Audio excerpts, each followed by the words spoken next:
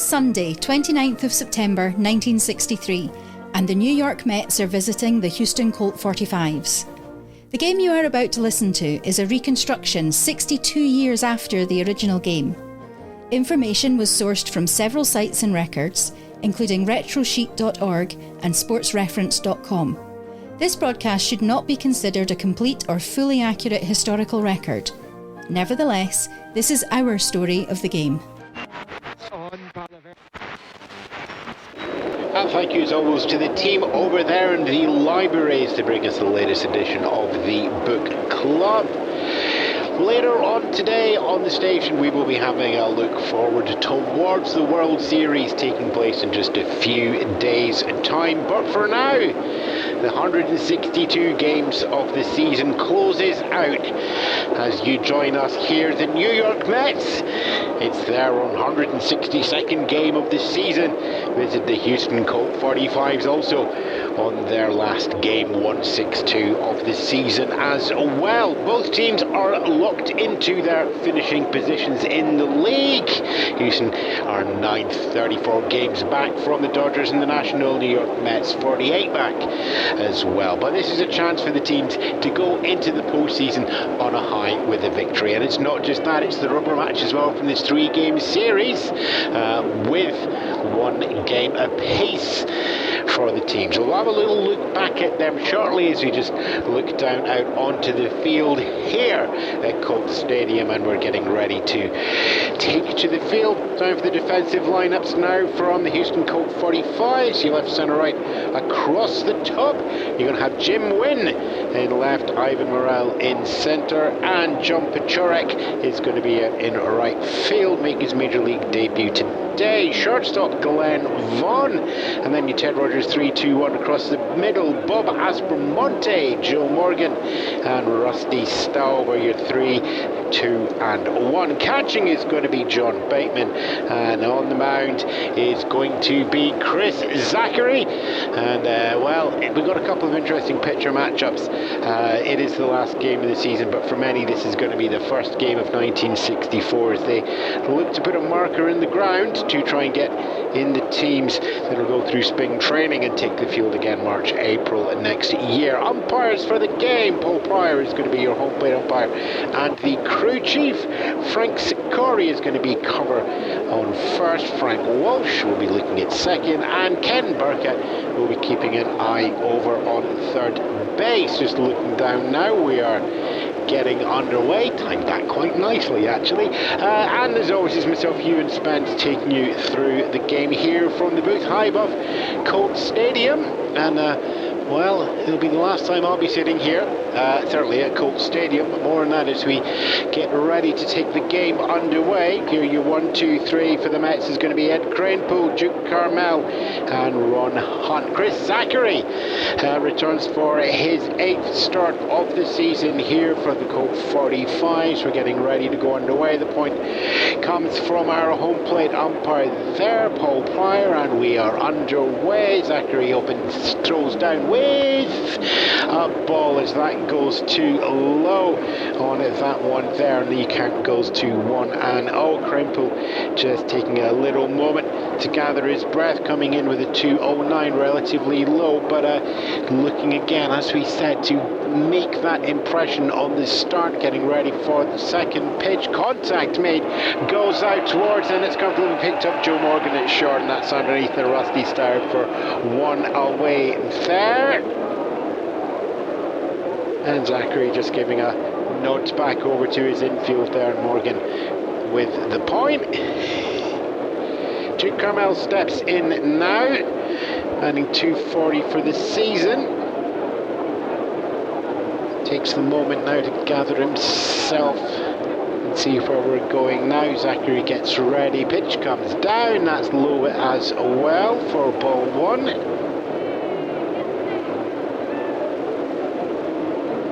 Carmel just taking his time Doing a little bit of psych out here. There's a potential here that we're going to have a fair little bit of back and forward, just trying to upset rookies as we see the second come down, and that's going to be fouled off down the left hand line from Carmel as the count goes equal, 1-1.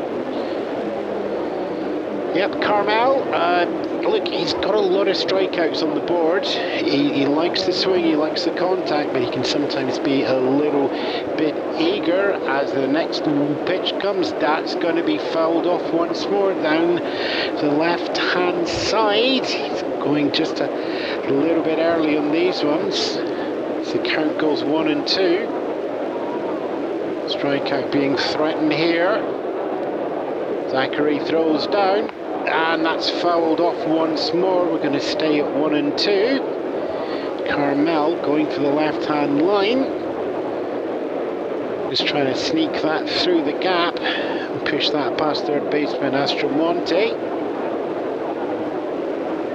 Zachary just working out where his line is. Pitch in, strike 3. And retired, 2 up, 2 down so far. Carmel goes down swinging on that one. Ron Hunt coming in now. Ron has, well, just at 22 years, he is amazingly the old man of the New York Mets. Having the team acting as the core. Coming in, batting 270 here, right-handed, and facing Zachary here. Just balancing on the nerves. Pitch comes down, and that is going to go to the outside there for ball 1, 1-0.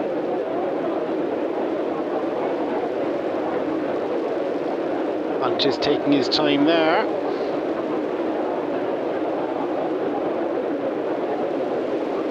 On himself, 10 home runs so far. Pitch 2, ball 2. 2-0 for Ron Hunt.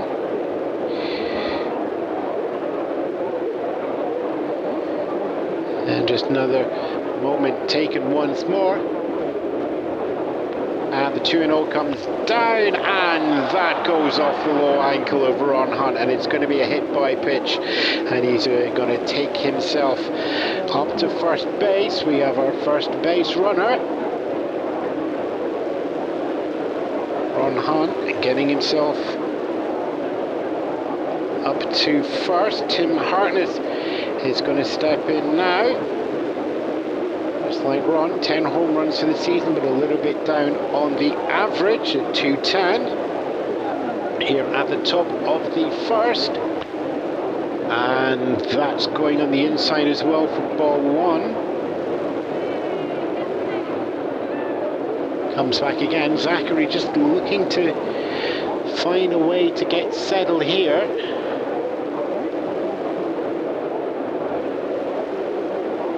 He has mostly been used in relief throughout the year.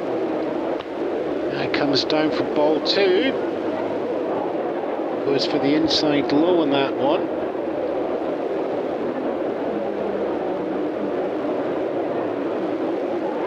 No decision once more from Zachary.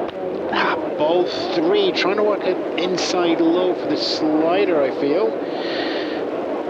Ball 3, it's 3-0 here at the top of the first, 2 away. One runner over there on first, and Ron Hunt. Tim Hartnett casting the eye right down again. Daring Zachary to throw him something hittable. And Zachary throws low and inside, not hittable, but the walk is drawn. Tim Hartnett takes himself up to first, pushes Ron Hunt up into scoring position.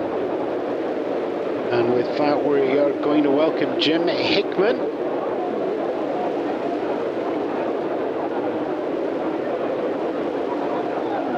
Taking the practice swings there as he steps in from the left-hand side. Zachary just looking to find some stability, some rhythm, throws down. And that's fouled off again. There's just no strikes coming through for Zachary at the moment. It's a little bit wild on the outside of the box, a little bit predictable on the inside, but timing's not quite there for the Mets. and it is on that one. Strike one. So we go 1-1 on the count for Jim Hickman, watching his teammates at first and second. No score as yet, top of the first, 2 away. It's 1-1. That one comes down. Strike two. Crowd looking round anxiously. Jim Hickman, 51 RBIs for the season. As Ron Hunt up at second, Tim Harkness at first, but he's facing a 1-2 count. I think is that the first time Zachary's got him? No, we do have the strikeout on Carmel at second, but it's a loose one. And for Zachary, 1-2 comes down, strike three, and the side is retired there. 2 runners getting on, but nothing helping through with the rest of the team. So it's no runs on that one and no hits for the New York Mets. 2 left on base, no errors in the outfield, charged to the 45s. And with that, we'll take a chance to have a look at the lineup for the Houston Colts here. Leading off is going to be Glenn Vaughn, the shortstop. And following that, Joe Morgan from second base, batting second, and batting third, Jim Wynn from over in the left field. Rusty Staub will be batting fourth from the first base. Bob Espromonte, third baseman, will be batting fifth, and the rest of the middle of the order, Ivan Morel, center fielder, at sixth. Closing out, we have the aforementioned rookie in John Pachorek, and he's at right field. Catcher will be John Bateman, as we've already seen. He's trying to grab all those wild balls. Chris Zachary is going to be the pitcher, but it's going to be batting ninth. Welcome to the National League. Right, okay, the defensive lineup for the Mets. Across the top, Joe Hicks in left field, Duke Carmel in center, and Ed Cranepool out there on right. Al Moran is going to be at your shortstop. Ted Rogers, 3-2-1 across the middle. Jim Hickman, Ron Hunt, and Tim Harkness. Choo-Choo Coleman as catching, and Larry Bernard is going to be out there on the mound. Your 1, 2, 3. Glenn Vaughn, Joe Morgan, and Jim Wynn. It's going to be Glenn Vaughn that pops in first to get us going. And first pitch from Larry Bernard comes down, and that goes for a ball low. A little bit of a curve going on there. So it's Glenn Vaughn ahead in the count, 1-0.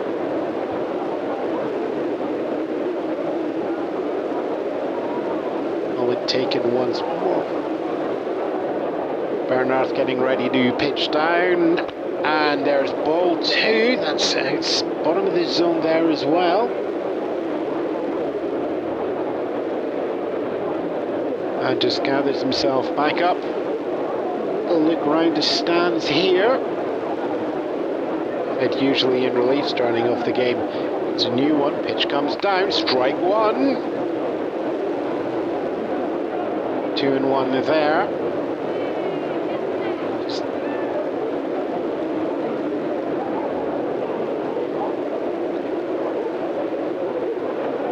And it's going to be the 2-1 comes down as through the center there for strike 2. 2-2 on the board as we go equal high there.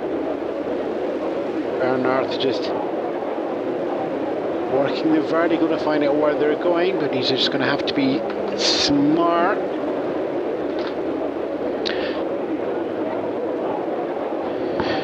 Two and two comes down, swing and a miss, strike 3, and that's Vaughn retired, and Bernard getting his first out. Joe Morgan is going to step in now,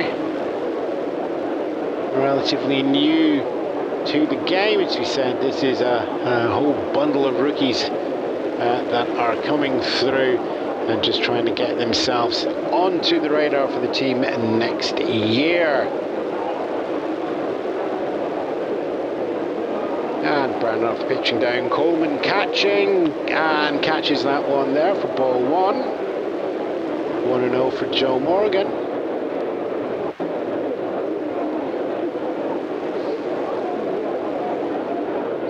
Taken, slight breath. Bernard throws down fast and hard, fouled off down the left as count goes equal low, 1-1.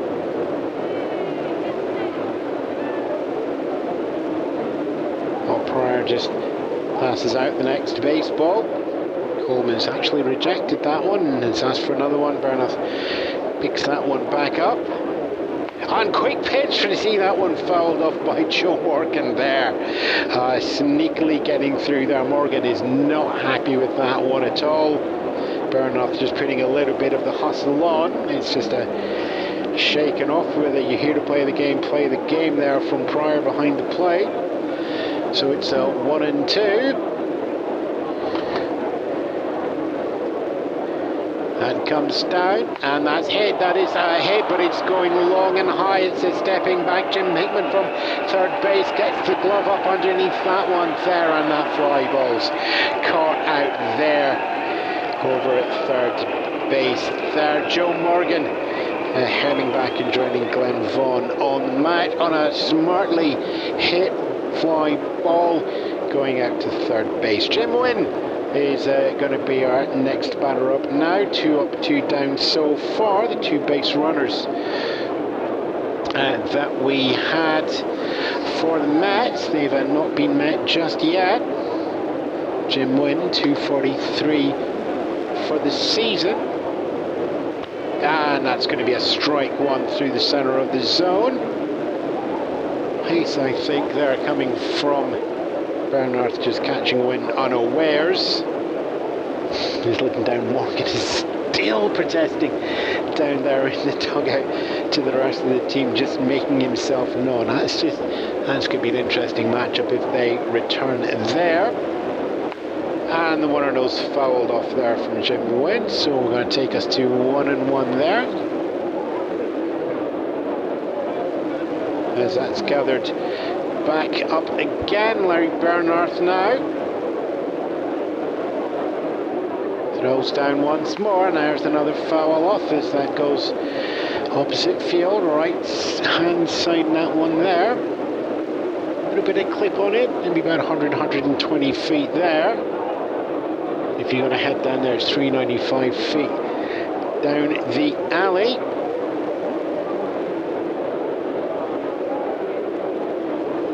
1-2, swing and a miss there, strike 3, and with that the side is retired.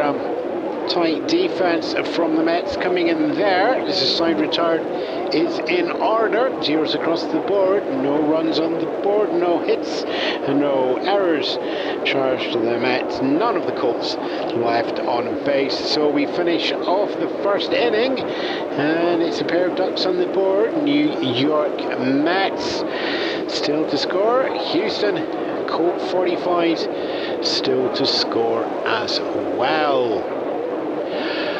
Are there times when you feel like you live in a dull grey box? Well, break out of the crypt with a fresh coat of paint and interior decorating from Tyrrell Interiors. Within hours, your home can be transformed to reflect your tastes. Don't know what your taste is? That's no problem. Tyrrell Interiors has a wide array of styles in its portfolio, including modern chic, urban elegance, and rural escape. To get a preview, visit the showroom on 57 Main Street to pick out the style you like best. Tyrrell Interiors, turning your house into a home since 1924. So we head into the second, and it's all square here at the bottom of the table clash in the last day of the season here on Sunday at the Colt Stadium. New York's Mets still to score, Houston Colt still to score, and it's the Mets coming in now, 6, 7, 8 in the order. Joe Hicks, Choo-Choo Coleman, and Al Moran are going to be stepping in now. Chris Zachary just taking a little bit of a warm-up here, 19-year-old here, and as he said there, the Houston team is really a young team tonight, just trying to get a feel of what these players are going to be able to do into the 1964 season. It's just the 8th start here for Zachary, all told, although 21 appearances, he's needing a little bit of work in relief. Okay, so Joe Hicks, Chuchu Coleman and Al Moran. Joe Hicks getting ready to step in and turns to face Zachary. It's the top of the second, and Zachary throws straight past Joe Hicks into the glove of John Bateman there for ball number 1. Zachary just trying to work out where the gaps are, where the spaces are. Paul Pryor just looking to set quite a tight zone at the moment. Hicks gets ready to see what he's going to see first. Zachary throws down a ball, heads to the inside low, trying to get that slider working once more. So it's a 1-0 count.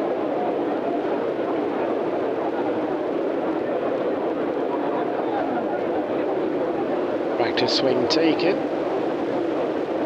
Eye contact made between batter and pitcher. Comes down, and that's going to be hit. It's going out high, but falling a little bit short in the right field. And it's our first catch there for our rookie, as John Pacharik makes that a nice safe catch out there from the fly ball out to right field. And that's straight away. One back to the dugout as we're going to welcome in now Chuchu Coleman. Solid glove behind the plate, but our catcher is not a hugely productive, just 176 for the year.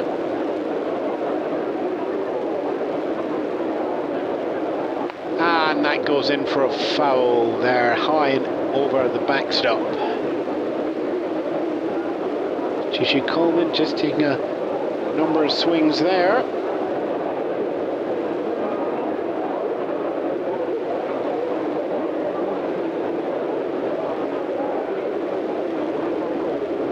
And comes down for the ball, 1-1. We're going to go equal low on that one there.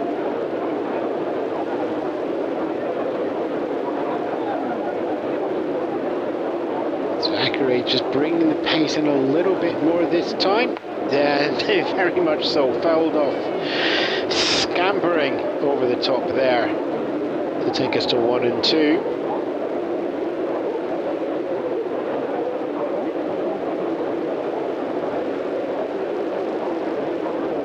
Moment taken. And that ball goes in high. Count goes equal high just to join it, 2-2.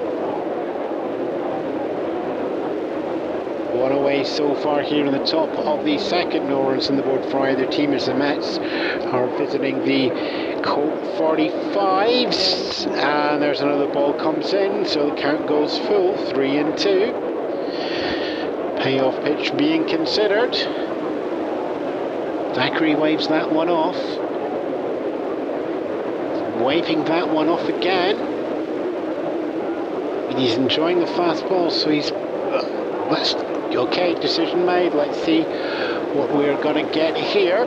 And it's a grounder, and that is going to go actually down the first base line. That's going to be a comfortable pick up there. Rusty Stout grabs that, and it's 2 steps onto the back, and that's 2 away.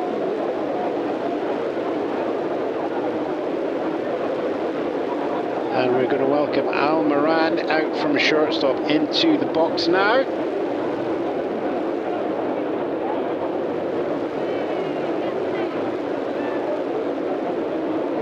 Strength is out at shortstop. 2 away so far. Zachary throws down a ball there. Outside eye. Yeah, just the indication there coming from Pryor that that's going to be high. So ball 1-0.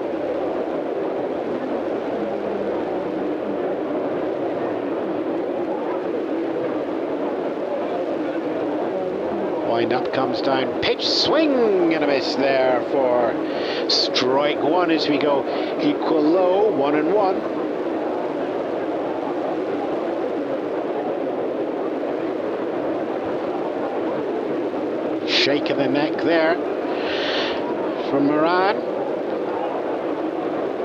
Steps back in from the left side of the box, gets ready to swing. Zachary's there with him, comes down, and that's hit high. It's going right field again, and it looks like, yep, John Pesiorek is the Pechoric. I'm going to get that right before the end of the game. Picks that one up there, and the side is retired in order off another fly ball out to right field there. No runs, no hits, and none left on base for zeros across the board. No errors charged either to the outfield of the Colts as we go into the middle of the second. Here, of course, at Colt Stadium, but it is the stadium that I'm going to say goodbye to, and we're all going to say goodbye to as well, as this is not only the last game of the season, it's also the last game we're going to be playing here at Colt Stadium, at least for Major League Baseball for some time.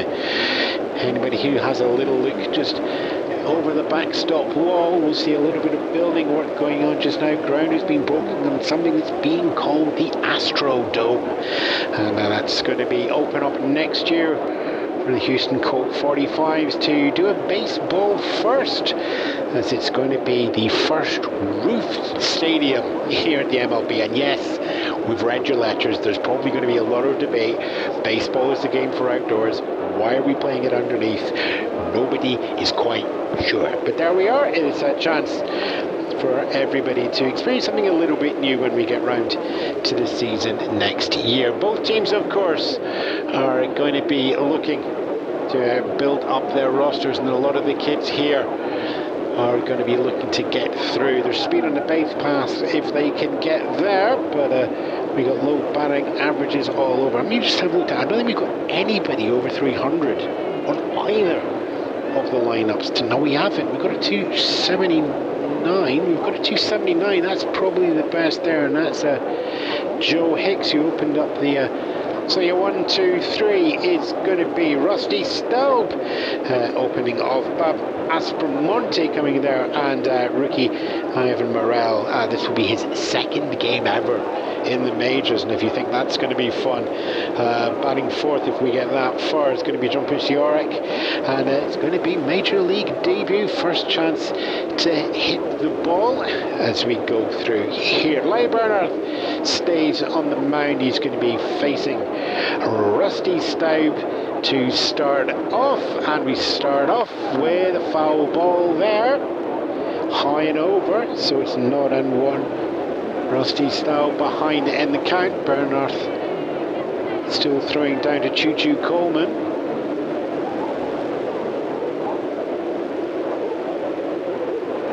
Staub just deciding what he's going for. Here's the 0-1, comes down, and he's let that one go by. 1-1. So sweeping to the inside as well. Bernard just likes to work with the bottom of the box if at all possible.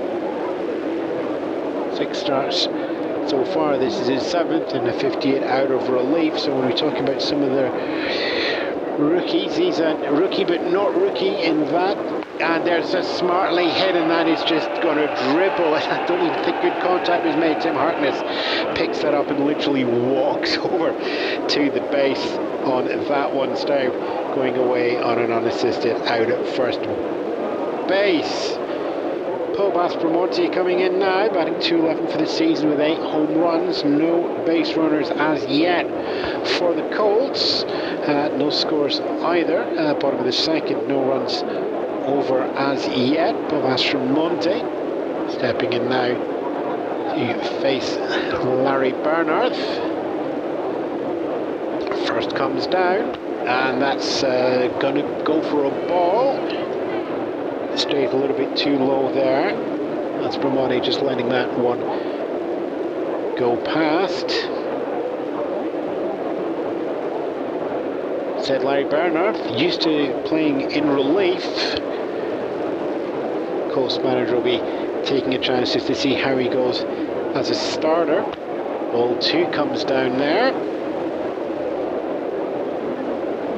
Aspromonte can move up to his starting role in 1964, and that'll give him a few more opportunities.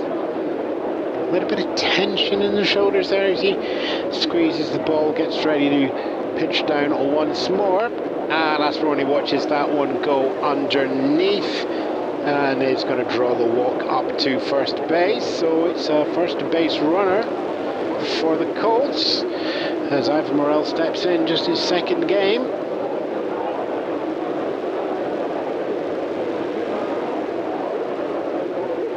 A little bit of nerves showing in here.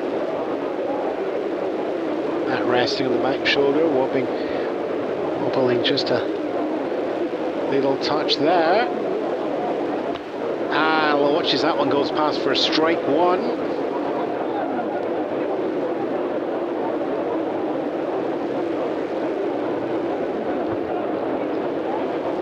Sits there bouncing on the ball of the free. Larry Bernard fast and straight into the glove behind him for strike two.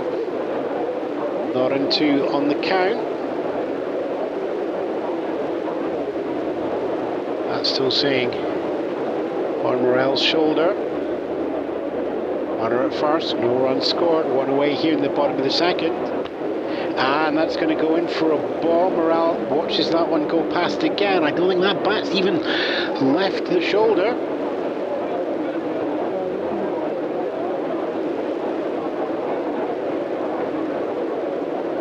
Bernard, confident, yes, down to catcher Juju Coleman, throws down. Now the heat is there, and that's going to be strike three. And Morel is just there, seeing four pitches, literally seeing them, watching them all go straight past him there. So that's two away. Bob Aspromone still out there on first base.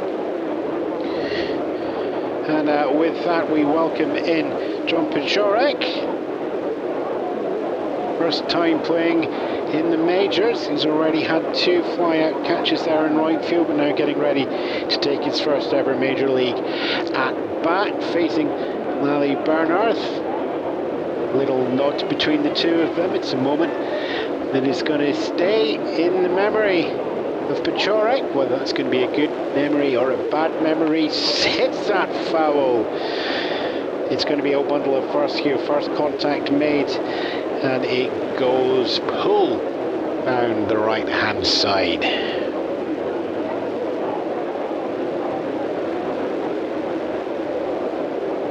Bernard gathers that up once more. Not one, throws down. Fast and low there for ball one. Count goes equal low, 1-1.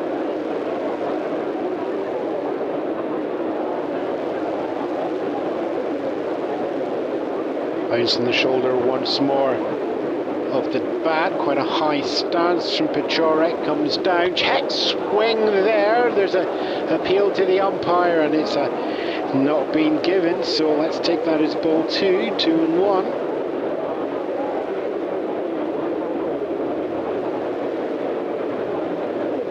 Pachorek there, making the last minute decision not to swing. Correct decision made. Ball three comes down now, 3-1. So we're bottom of the second, one runner up there on first, that's Bermonte. None to score, two away.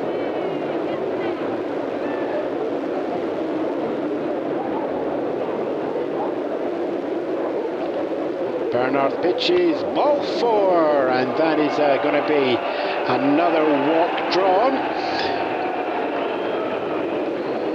And with that, Aspromone up into second base and scoring position. Pachorek, well, there we are. That's his first at bat. Well, this is going to be his first plate appearance there. Somebody's going to have to go. You're going to have to do it all again and see what your number one is going to be in the record books. John Bateman steps in now, catcher. Stepping in front of catcher Juju Coleman, facing Larry Bernard. John Bateman, strong season so far in terms of RBIs, 56 there, ball one thrown. Makes himself ahead in the count, 10 home runs as well, highest home run count of the Colts starters today, but just at 207 on the batting average. Swing and a miss there for strike one on the count. 1-1. Gathers himself up again. Colt's chance to get on the board here with nothing as yet from either team. Bottom of the second, 2 away, but 2 runners on. 1-1 comes down, ball 2. Bernard just working the bottom of the zone, sneaking towards the outside there.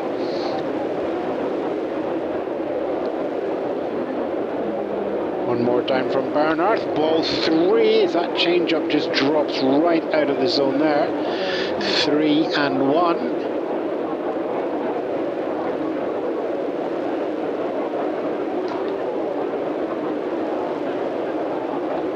Runners at first and second. Bernard shakes off the first decision by catcher Coleman. He's made the decision on that one. 3-1, there we are, it's hit fast, line drive down the right field. Runners are on the move as it bounces. Astrodome is going to make it home, and there's 1 run on the board. Pachore comes round, the rookie is going to take his second run and his first run of his year, and we just head up, it's going to be a slide in from Bateman, and is he going to make it into third? Yes, he is. That's underneath the ball. Oh, big breath there as we've got 2 on the board, and cheers going there as everybody points, and Pachorgan turns to the dugout there, making it all the way around. Now, what do we have there on that one? Line drive down there from John Bateman, giving himself a triple in the process. Deep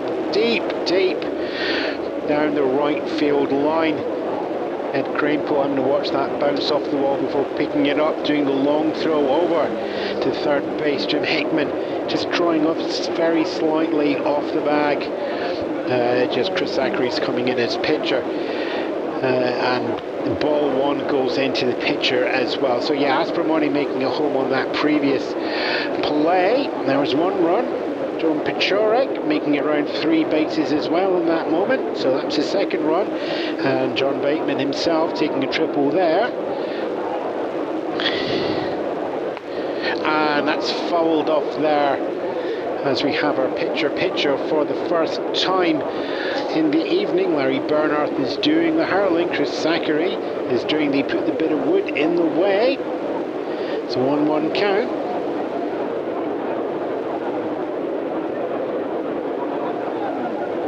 And that's going to come down straight through the center for a 1-2 count.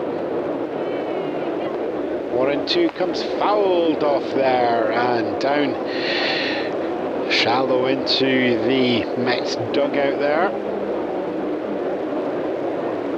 It's 1-2. Zachary.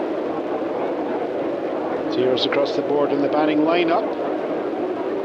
And that is a swing and a miss there on strike 3, so it's going to stay on zeros there, and side retired for the bottom of the second, but not before the damage is done. 2 on the board coming off a 2 RBI triple from John Bateman, so it's 2 runs on the board. That was just the 1 hit there in the inning and the 1 left on base, so Mets don't receive any errors on that one as well, but they have fallen behind here in the last game of the season. And it's also the rubber game for these 2 teams as well. And it has been 2 games beforehand that have really seen a lot of scoring. One team doing a lot of scoring in 1, and one team doing rather a lot of scoring in the 7. Colts putting through 9 back there on the 28th, and then the Mets putting through 10 the day before that. Right then,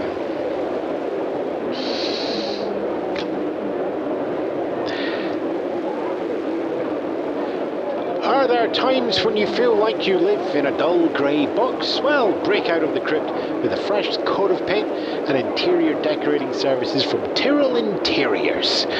Within hours, your home will be transformed to reflect your tastes. Don't know what your taste is? No problem.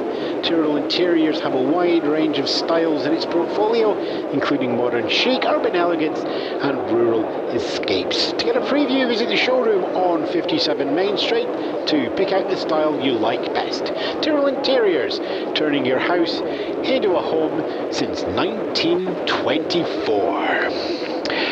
You join us here. It's the New York Mets and the Houston Colts play game 1-6-2. We go into the top of the third. Mets still to get off the board, and Colts cheering up the crowd with 2 runs there in the bottom of the second to put them in the lead. We're going 9-1-2 in the order now for the Mets. Larry Bernhardt. So we finish with pitcher. We start with pitcher. Ed Kranepool top of the order. Duke Carmel, but it's Bernhardt who steps in first of all to face Zachary, and Zachary throws a fastball down there for the heat there for not 1 count. No changes in the defensive lineup that I can see as we head into the third.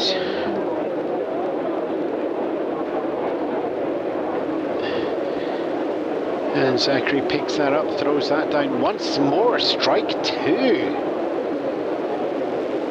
And brings himself down.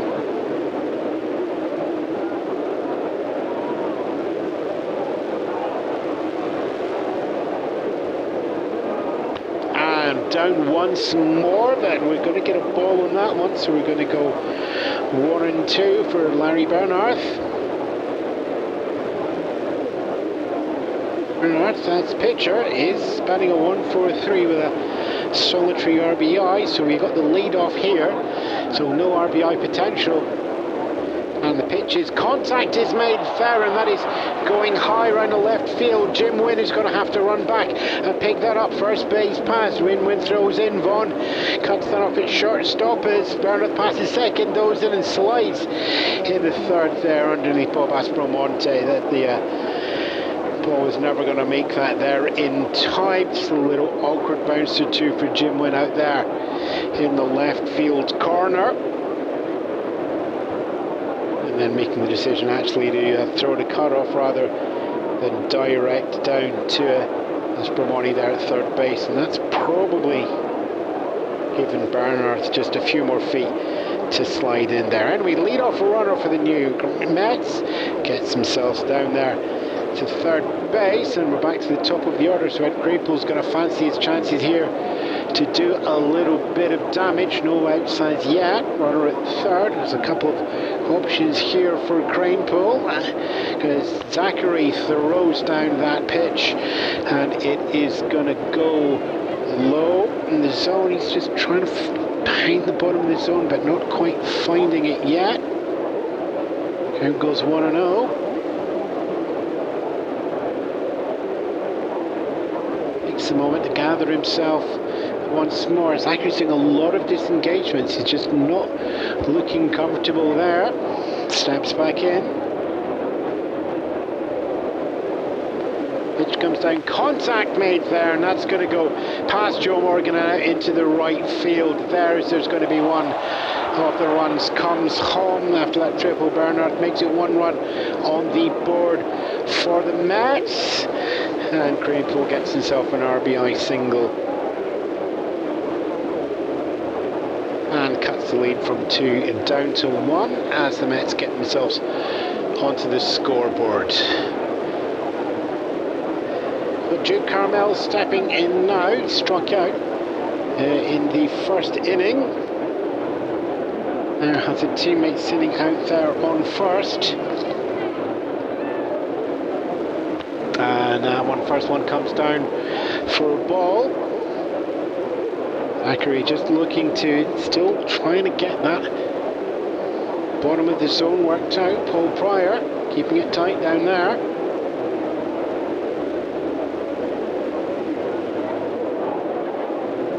And fouled off there down left side. Count goes 1-1.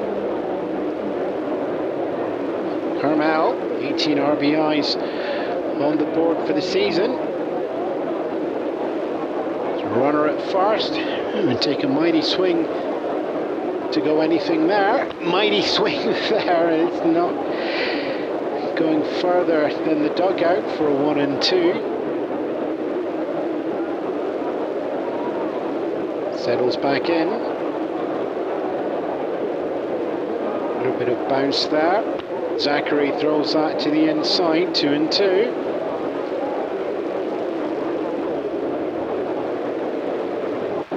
Carmel took it to 1-2 before getting struck out previously.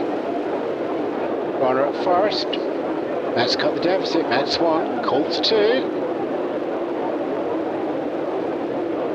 2-2 comes down.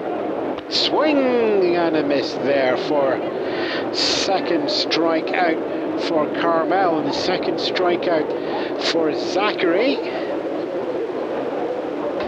Love to see Carmel again if he's getting the strikes next to him, but no more. Ron Hunt stepping in now.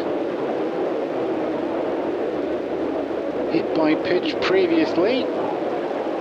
Took him up to first before Harton is behind him. Drew the walk to bring him up to scoring position in second, but no further than that. Mets 1, Colts 2. One away so far, but one runner at first with Ed Grainpool. And foul down there, down first base. Count goes 0-1. Grainpool not taking a huge lead there at first. 2 outs be aware of, with one on the board so far. And that goes through the middle of the zone for 0-2. Ron Hunt previously got the 2-0. Now gets the opposite. For 0-2. Takes a moment, crowds waits. Hits that line drive, goes towards Joe Morgan. Joe Morgan picks that up, it's fit in second back, there's one away, throws down. Rusty Stalving. Time! 2 away, double play. And with that, the side retires.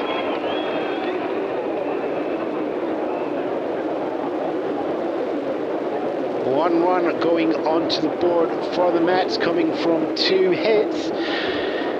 None left on base after that double play either. No errors charged to the Colts on the outfield there. And when we come back, it is going to be top of the order for the Colts as well. Glenn Vaughan, Joe Morgan and Jim Wynn stepping in to do that as well.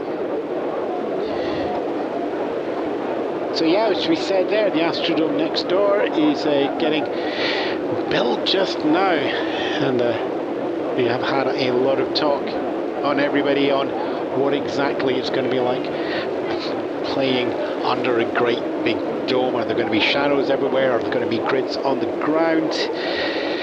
Well, we hear from the Commissioner's office that it won't be the first game played there. There will be in the league. We're going to have a couple of exhibition games there as well. Rumours are that it's going to be the Yankees that pop down to inaugurate the dome, as well as the Houston team here.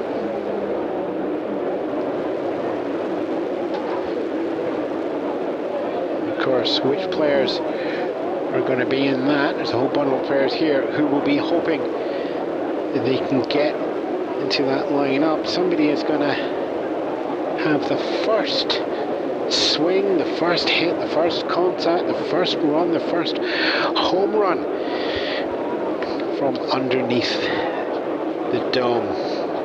For that, of course, we've got the World Series coming up here in KCBR. And that's locked in as well, so the final weekend, it's going to be the Dodgers from the National and the Yankees from the American. And there's one little number that the Dodgers will be hoping for. They are going into tonight's evening game against Phillies on 99 games. And I'm sure they'd quite like to get themselves into three figures. The Yankees, I think, 107, if I remember correctly. Don't have that one instead. 103. I'm told that they're on right now, so we'll see what happens for the evening. Right then, so Vaughan, Morgan and Wynn are going to be coming in now, and it's going to be the bottom of the third here. New York Mets visiting with 1 run. Houston Colt 45s, 2 on the board, looking to extend that now as the leadoff man comes in, thrown down by Larry Bernhardt, and that's going to be ball 1. Vaughan struck out in the first inning, coming off a 2-2 count. Worked that count high as possible on Bernhardt. And we'll just wait as see what Bernhardt is going to give us now. We're just going to have one going to the outside there, and that's going to be ball 2.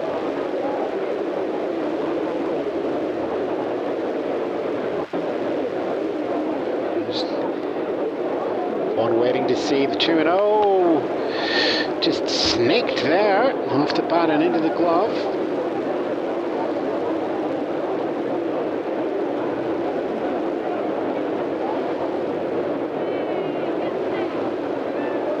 So that's going to be 2-1 on the board. Snick going on.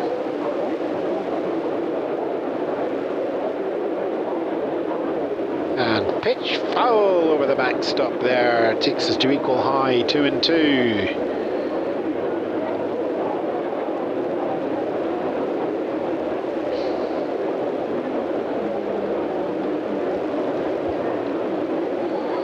And the 2-2 comes down, and that's going to be watched by Vaughan as it goes to the outside and low. Count goes full, 3-2.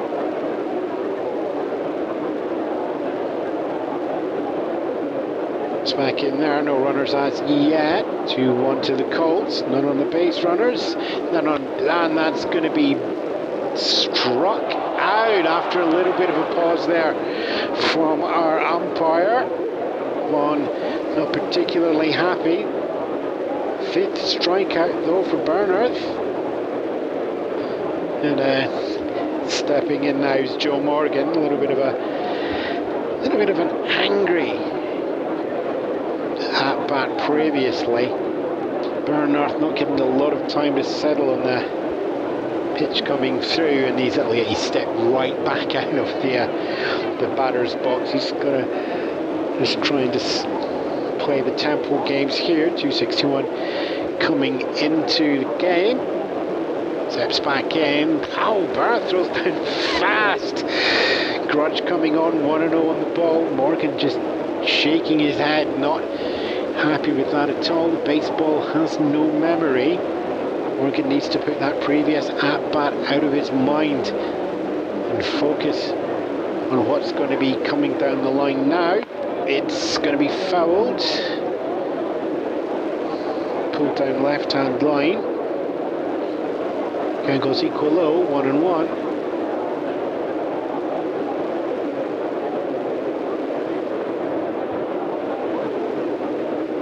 And just waits to see. He's just going to wait and let that one go past. Good eye as well, 2-1.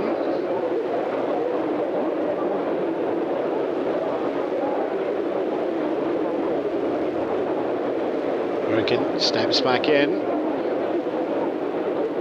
Watches that one as well, ball 3.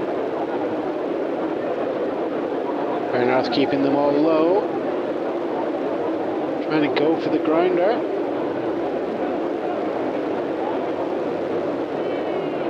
Through the middle, and that's going to be a walk up to 4th. Yep. And so Colts have another base runner. Vaswani managed that in the second with 1 away. Joe Morgan's managed that in the third with 1 away. Jim Wynn steps in now, struck out previously.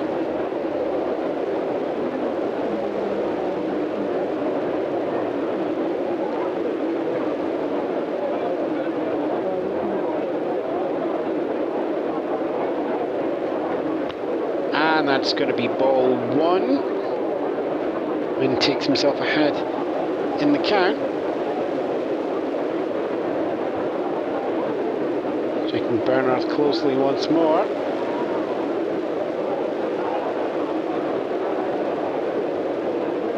Pitch comes, line drive, straight into the glove there. Tim Harkness at first and then, hold on.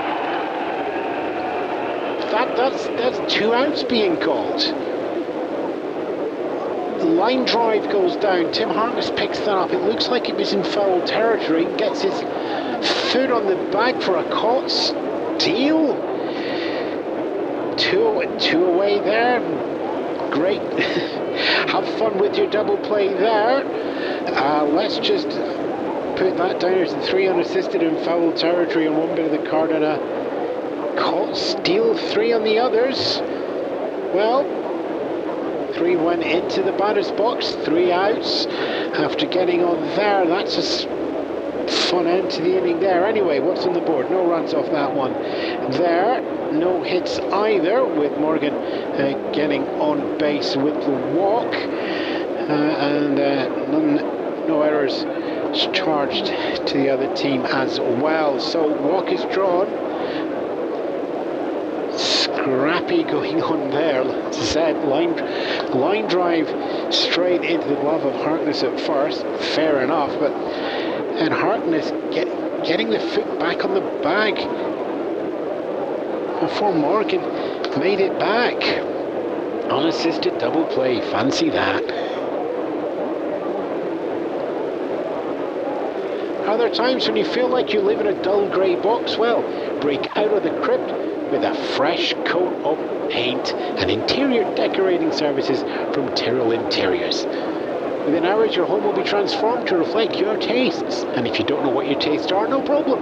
Tyrrell Interiors have a wide range of styles in its portfolio, including modern chic, urban elegance, and rural escape. To get a preview, visit the showroom on 57 Main Street to pick out the style you like best. Tyrrell Interiors, turning your house into a home since 1924 here in Houston. Top of the 4th coming up, and for the Mets we're going to have Tim Harkness, Jim Hickman and Joe Hicks.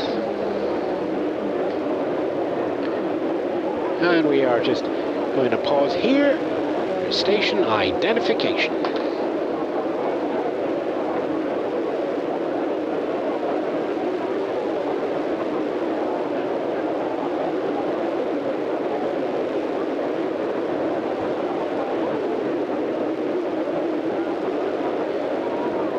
Welcome back here to Colt Stadium. It's the last game in the 1963 season for the Mets and the Colts. It's the last game here in Colt Stadium as well. Tim Harkness stepping in for the Mets. Chris Zachary coming into the 4th inning as the starting pitcher. It's the 4-5-6 in the lineup and opens up with a ball there as he just tries to throw a little bit of a slider through there, but no go. Harkness drew a 4-pitch walk in the 1st inning. Now waiting to see what comes in now. It's going to be ball 2.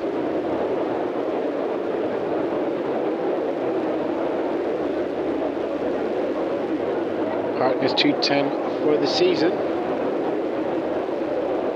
Pitch fouled off there. Hooked down the left line. Harkness just stepping out the right side of the box for a moment. Snaps back in for foul over the backstop there. That goes 2-2.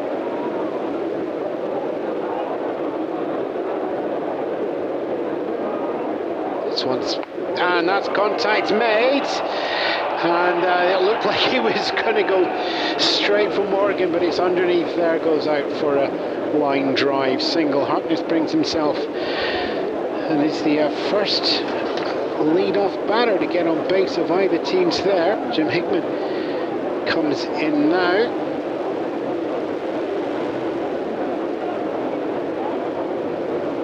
Jim Hickman struck out in the first inning.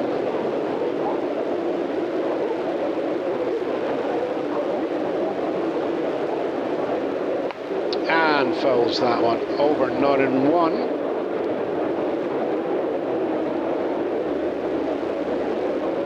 Missed that on the scorecard there, so it's actually 3 strikeouts so far for Zachary, 2 in Carmel, one of them on Hickman. He'll be looking to do the same here if possible. And that's going to go for a ball, 1-1, we're equal low. Runner at first, Tim Harkness. Mets behind by 1. Top of the 4th here. And that's a grinder going over to shortstop there. A little bit of a bubble there out of the glove. Throw over to first is not going to be in time. No, that's not. Harkness there heads up to second. There might have been a chance at second. But anyway, Hickman gets himself a single. 2 hits to open up the 4th inning on Chris Zachary. Runners at first and second. Joe Hicks comes in now. 279 for the season, but we're just going to be looking at those 22 RBIs.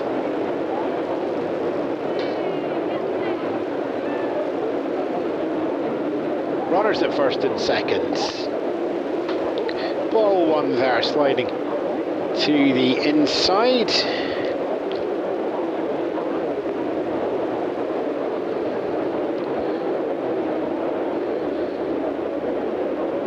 Joe Hicks, another one of the rookies that we have here in the lineup, a rookie who's not long celebrated his 30th birthday. Pitch comes down outside, ball 2.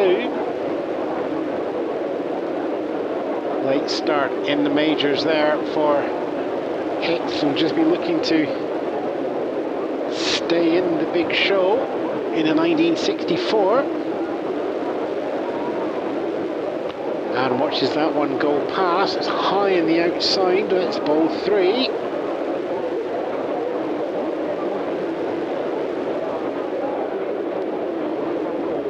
A lot of the players here, as I said, looking for an opportunity to take the... And that's going to fly up there, and it's going to fall in a Bob Aspromonte all the time in the world to pick that one up there over at third base. So it's 1 away.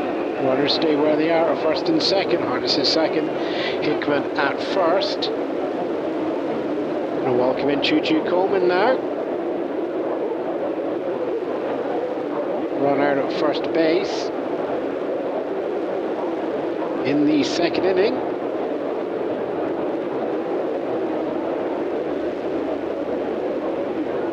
Swing and a miss on the first pitch there to go 0-1.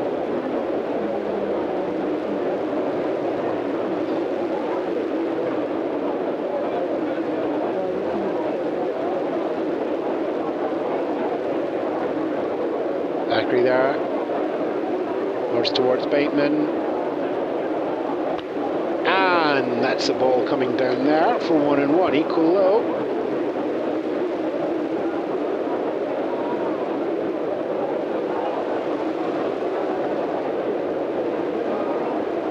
We're just glancing up to his teammates at first and second. Zachary gives him another ball, 2-1 after glancing at them himself. Harkness both taking a little bit of a lead, but not feeling particularly adventurous. There's space here. Zachary's going deep now into the 4th.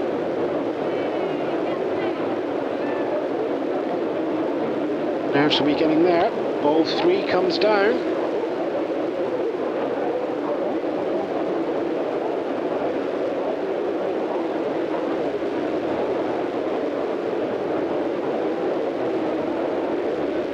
Zachary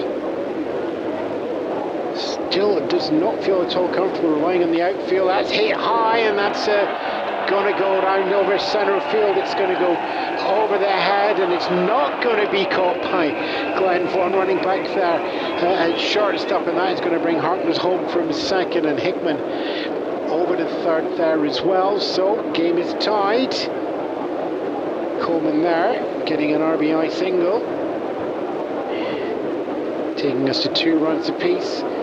Hickman over to third, so we're getting the runners on the corner, and we've got manager coming out here, and I think that is going to be it for Zachary. He's going to be keeping a short lead in terms of his rookie start there, and that's just getting an applause from the Karen and waving him over.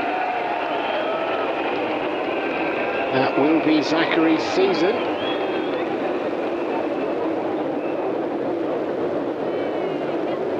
And coming on, we are going to be having Jim Umbrecht.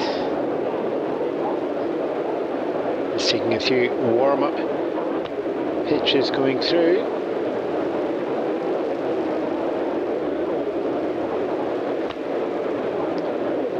And just one more. And with that final warm-up pitch, Jim Umbrecht is going to make the next one official, and he has runners at the corners. And it's Al Moran stepping in. Threw out deep to right field. Second fly to John Pasiorek. And there's ball one, comes down.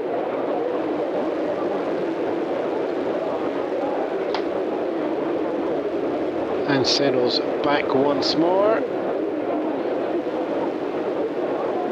That comes down, and the steal is on. Choo-Choo Coleman heads up, and Choo-Choo Coleman is going to do a stand up to second base there. John Bateman electing not to throw. And Jim Hickman already at third base, so putting runners at second and third now.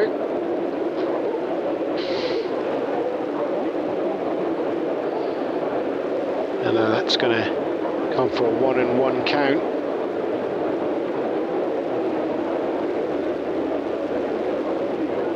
And the 1-1 goes foul for 1-2.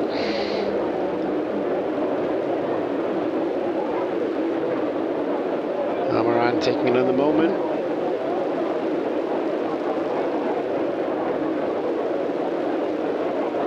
And fouled off once more down third base line.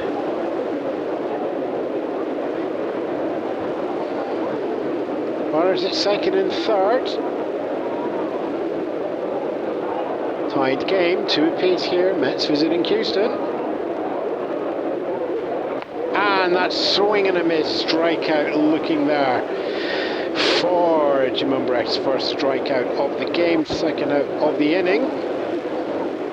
Going to get our next picture v pitchers. Larry Bernhardt steps in now. The pitcher drawing a triple in the previous visit at the bottom of the third when he faced Chris Zachary.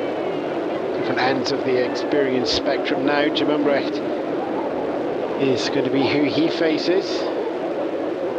Throws down, ball one.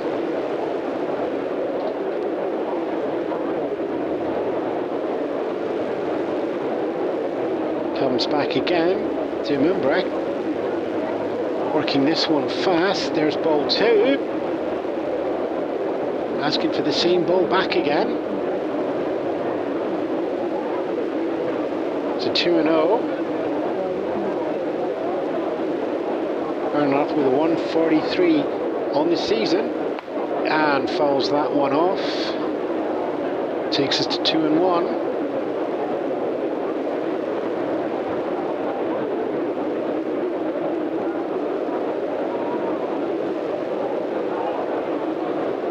Takes a moment.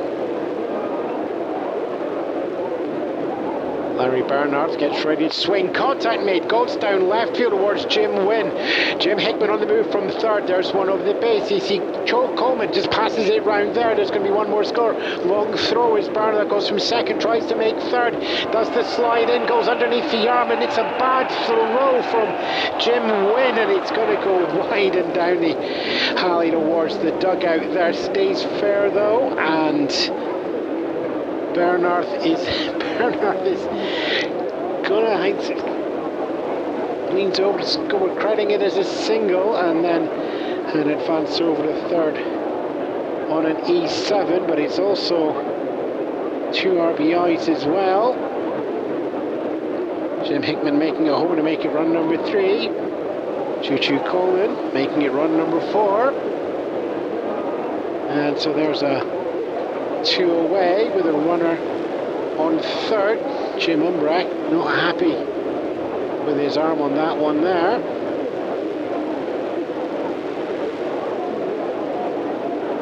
Back to the top of the order, Ryan Cranepool, round out and a single. Watches that one for a ball. Goes 0-1. Umbrak with a strike and a single so far in his pitcher's book here in the bottom of the 4th, and the Mets are up by 2. 4-2 game. There's ball 2.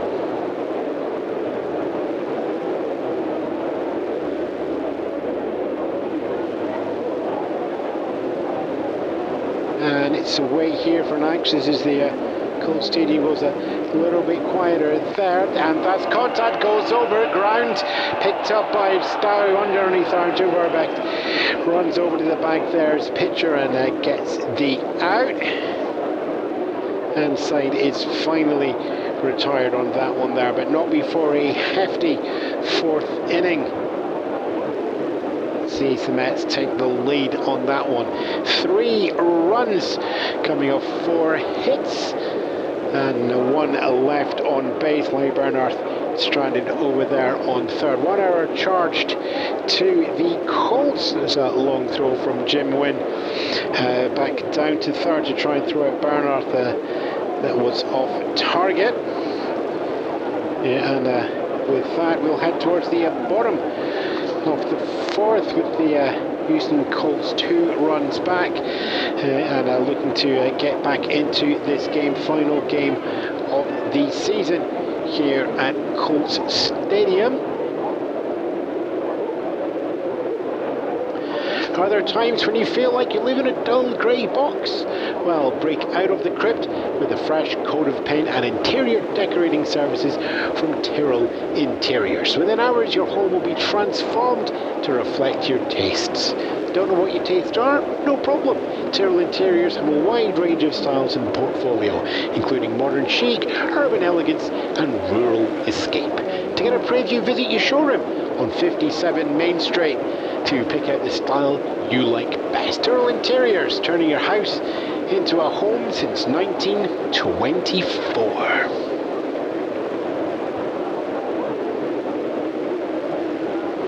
Bottom of the 4th, 1, 2, 3, Rusty Stowe, Bob Aspromonte, and Ivan Morrell. Larry Bernard is going to carry on the mound there. Take that into the 4th. Ground out for Starr, but all coming off the foot of Tim Harkness at first base previously. First pitch goes, first ball, 1-0.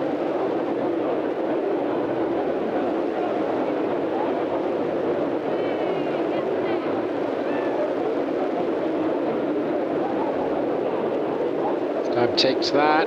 Eye contact made between pitcher and batter. Pitch, solid hit there from the Colts. Line drive down. Ron Hunt is going to see that on the bounce, and the throw is going to be more lazy one out of obligation. Harkness at first base as we have a base hit there from Rusty Taub. Bob Aspromonte stepping in now. 4-pitch walk in the 2nd.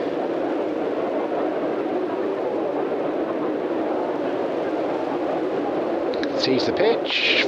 Foul goes over the top of the backstop for 0-1. Bottom of the 4th. Mets 4. Colts 2. And there's going to be another single. That's going past Almiron in shortstop. Not quite past him actually, just takes a bounce there. Moran threats to throw over to Staub at second, but no, it's a walk-in to second base there. Two batters faced, 2 hits so far here in the bottom of the 4th. All the rookies in practice, short leash is going to be by both managers, although Ivan Morel, just in his second game now, and was struck out looking. And I don't even think Morel swung the bat once when he was up here. In the second inning is going to be facing Bernhardt now. And that one's fouled off there. To go 0-1.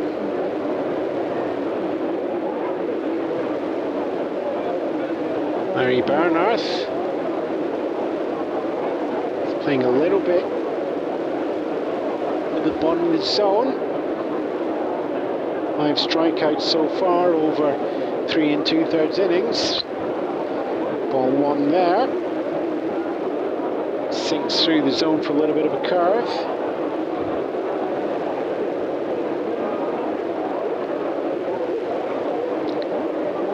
And back in hand. One more curve. Ball there. 2-1. Morel bringing himself ahead in the count for the first time.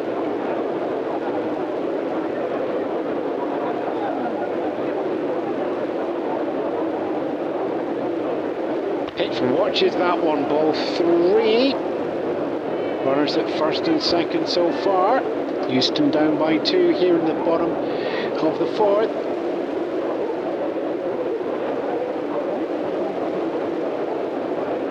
Morel's had one swing and foul off. 3-1 comes down, and that's contact. That's going to be a base hit on the third base line there. It's slow, but it'll do the job. And it's everybody else moving up 90 feet. It just trickles between third and first. I mean, technically it looks like a bunt, but it was definitely a swing on that way. With that, bases are loaded. Morel at first, that's Bromoni at second, Staub at third. No outs as yet on the board. Houston 2 runs behind.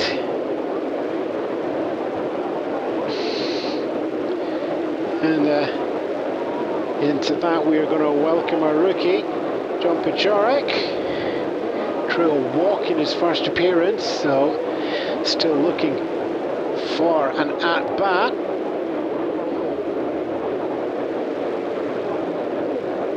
And Larry Bernhardt just stepping back off the mound here. Rubbing the arm just a little bit there. Used to pitching in relief. There's a little test here as he goes into the 4th inning here. Anyway, settles down. Jurek steps in from the left-hand side of the box, gets ready to see. Pitch comes in, line drive, and it's going to go down the left field line. There's one home. Staub is there. Aspomoni's going to come round there as well from second. Morel's going to make it up to second base himself, and Pachorek there just waving to the crowd. And how about that for your first hit in the big show? It's a 2 RBI single. And gets a teammate up into scoring position on second base as well. Staub taking off there. Aspromoni a little bit slower, but 180 feet themselves. 2 RBI single there from the Chorek. Well, first plate appearance was a walk in the second at bat there. That's going to be one for the books. RBI single. So we got runners at first and second. No outs as yet for the Colts, and this game is tied up at 4 runs apiece. John Bateman's going to step in now. John Bateman tripling and 2 RBIs previously. Fouls that first one off smartly over the backstop for 0-1. Triple here would drive in 2 of his teammates. and give them the lead. Go Ahead is up at second. Strawberries and Cream going to be over there in first. And watches that one go past for ball 1, 1-1. Larry Bernard throws the ball there for 2-1. Single, a single, a single, and a single. 4 on the board so far in this inning. That one goes and cuts down, but outside of the zone. 3-1. Bateman has teammates at first and second. No outs as yet. Takes that one there. Single centre field past shortstop. Morel's going to decide to go for it. Punt to third. Pass up to Deccan. There's a one more on the board there. And that's it. Colts take the lead. Ricky Morel gets his first run for the Colts. Bateman takes himself a single there with a cinched field going past Moran, and Hunt to go out there, picked up by Carmel, coming in sharply from the outfield to bring that there. Puts himself onto first. Chorek moves up to second, and with that there is and we're going to have a change now as Larry Bernard after a 4 2/3. It's a little bit of a cheer from the crowd, quite rightly too. Last game of the season and coming out of relief in previous games to open up now. And we are going to have we're going to have a change now. So Larry Bernard, just looking at who's doing the warm-up throws, that is going to be Ed Bauda.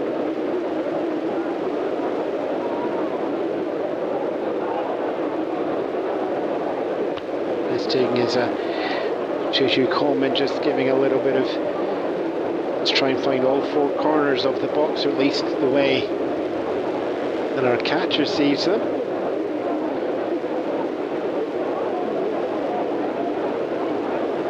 And we're going to have a pinch hit come in here as well, just looking over. So that's going to be it for Jim Umbrecht.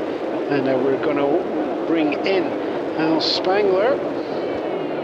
Runners at first and second. Spangler with a 27 RBI and a 280 for the season. I remember we had a little route down. Joe Hinks at a 279 coming in. So best batter showing up in a lineup so far. Last warm-up is going to be taken now. So it is Al Spangler who is going to be facing Ed Bauda here. New matchup coming through here. Bauda's first pitch is going to be high, and that's going to be 1-0 on the count now for Spangler.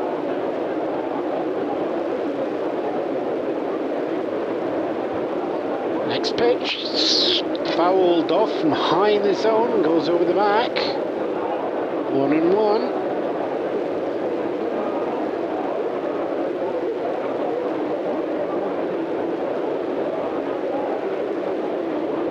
Comes through, watches that one go high. 2-1. Spangler 4 home runs in the season as well for the Colts. Colts ahead by 1. 5-4 game here in the bottom of the 4th. So that one goes ball 3.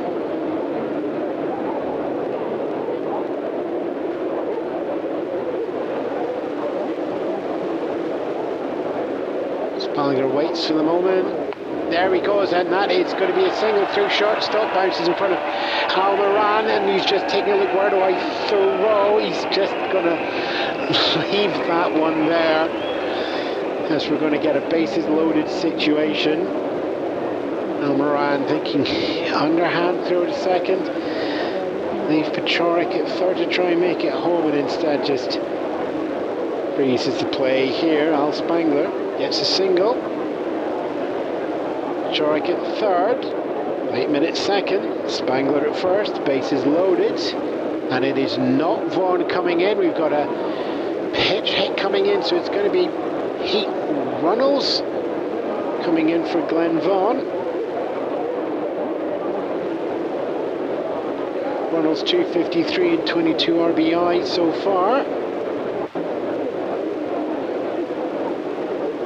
Facing Ed Bauda, and first pitch goes for the ball. 1-0, brings himself ahead in the count.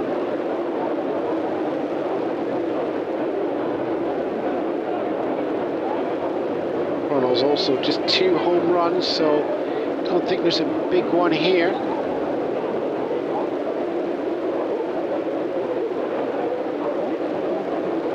Watches that one go past, 1-1.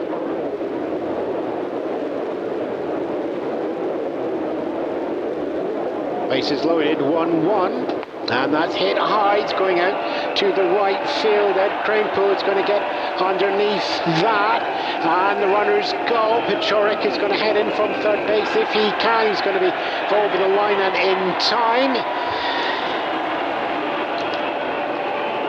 And that's going to be,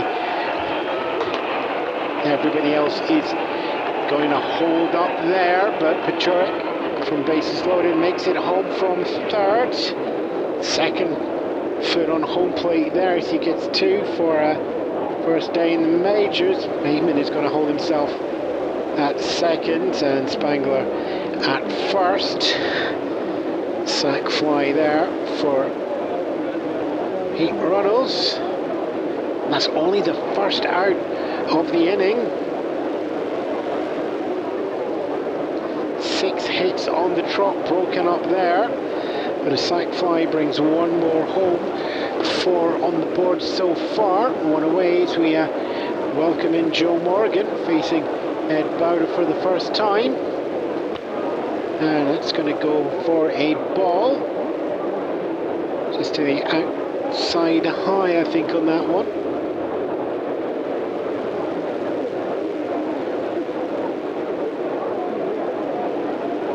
And throws down 1 more. That's outside once more, not as high, so working to find the corner on a 2-0.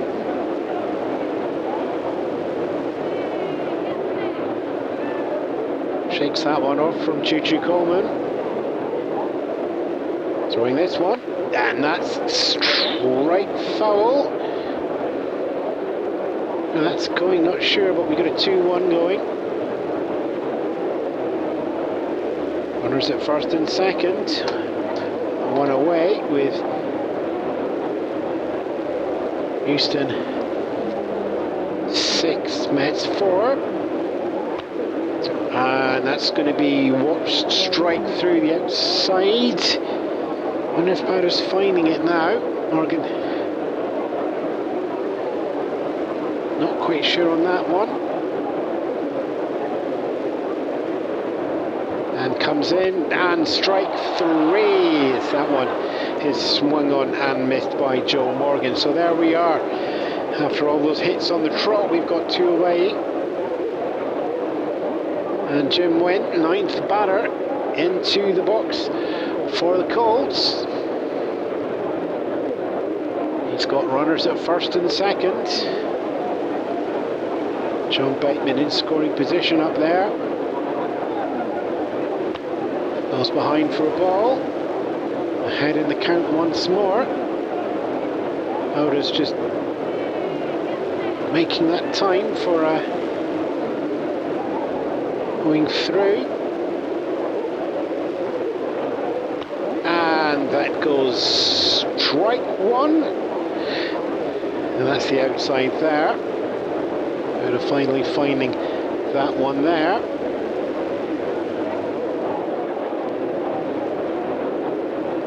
Jim Wynn struck out looking in the first, ground out in the second, hits that one, it's going to go high, it's going long out to centre field, it's bounces in front there, so Carmel in the long throw. Bateman comes in from second, does the long run, he's going to take that, and there's 1 more over. Spangler is going to make it round and hold up it third base on Moran. It's the shortstop holding that, looking round, no more on that one. And applause there to Jim Wynn as the scoring keeps on coming here. He picks up an RBI single. John Bateman running home from the second. Now Spangler over from first to third, so we get runners at the corners. We go round the order. Rusty Staub opened up this inning with a hit. And then getting himself all the way around in the process. Fouls the first one off. Not in one. Runners in the corners, first and third. 5 runs on the board in this inning. 7 in total. Fouled off once more, not in 2.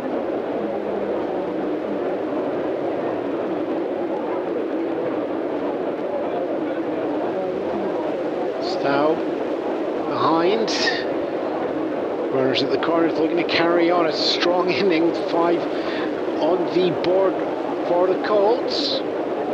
And hits that one smartly. It's going up there. Tamartis picks that one up. Underhand throw to head, but it's going to be in time to the side. Is retired, but not before 5 on the board there. As the crowd waving everybody off there. Monster inning for the Colts here for their last game at Colts Stadium. 5 runs on the board there. A run of 6 hits to open up the inning. Another one after 2 outs there on Jim Wynn. So it's 7 hits in total. 2 left on base with no errors charged to the Mets. But a couple of deep hits going out there into the outfield. Some slow throws coming back in. Not in time. Allowing the bases to stay filled as long as possible. So we'll see what changes we are going to go as we go into the top of the 5th. And you're going to have Duke Carmel, Ron Hunt and Tim Harkness. Looks over, don't see any changes on that one there. Good chance to have a little look at what's coming up later on today. Well, we've got 2 evening games on the board, so we're going to bring you Cleveland and the Kansas. The Athletic there looking to finish off the season with the winners are Cleveland, and of course later on we've got the Phillies and the Dodgers. Dodgers at home looking to make that 99 win season into a 100 win season. Of course, it's not the end of the season. They're going to be heading off to the World Series Game 1 on October the 2nd. And actually, it was the Mets himself, swept by the Dodgers in the series before this one. They gave the Dodgers the distance over St. Louis. St. Louis now 7 games behind after the Dodgers putting on a spurt, and Cardinals not quite finding the form in the last 2 weeks of the season. We're looking at previous sweeps. Colts himself. Pirates were down here midweek. And Colts managing a sweep there. So last but 1 series was a victory, hoping to do that now, and they've got the best chance of doing that. 7 runs on the board. Mets just 4. They'll be looking to make that one up now. It's going to be facing a new batter as well. So Jim Umbrecht is just going to have the 2/3 innings, and it's going to be an inning where Colts took the lead. Turk Farrell stepping in now, and just going to be replacing Pete Runnels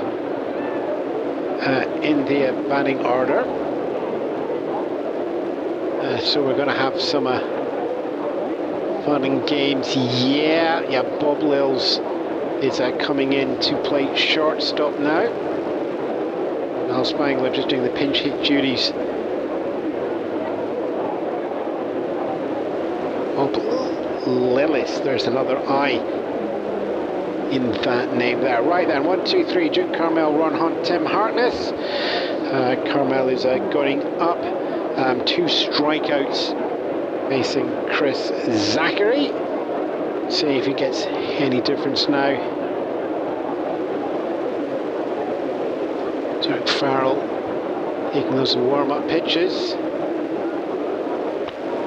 And the actual pitch opens up with a 1-0 count. Just working there. Fastball going in high just to get a little read where that zone is. It's not there. Farrell, there's 2. Both coming in high, 2-0.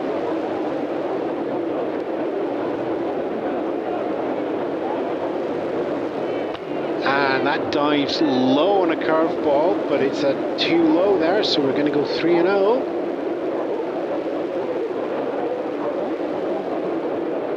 Carmel 240 for the season. And comes in for ball 4. And there's a walk up to first base. Carmel's first visit up there for the game.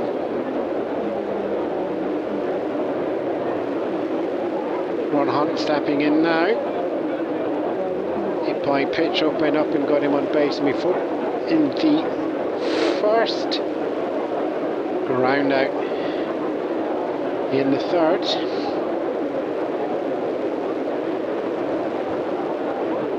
Farrell throws in another ball. Curve goes low.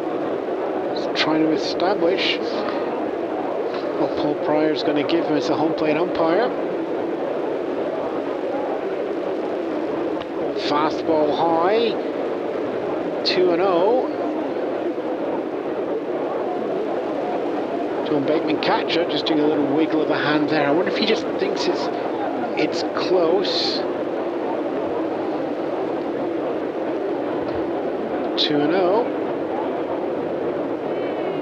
And that's going to be hit high. It's going to go towards right field. It's bounced on the ground in front of Jim Wynn out there in right. Carmel's making over at third, but he's not going to go any further as Bob Lillis picks that up close in as a shortstop. So Ron Hunt will take the single, bring Carmel over to third base and 90 feet away. That's going to bring tying run up to the plate in Tim Hartness. Drew a walk in the first and then took a single in the fourth.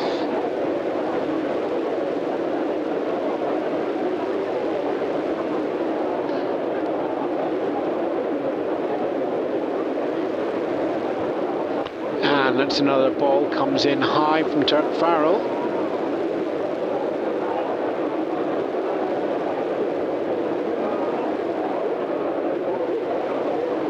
Runners at first and third, not away so far.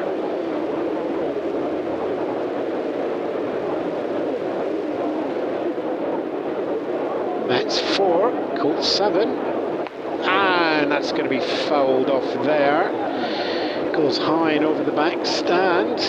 Now Bateman running back as a catcher, perhaps more hopeful, so then just goes in. Just 1-1.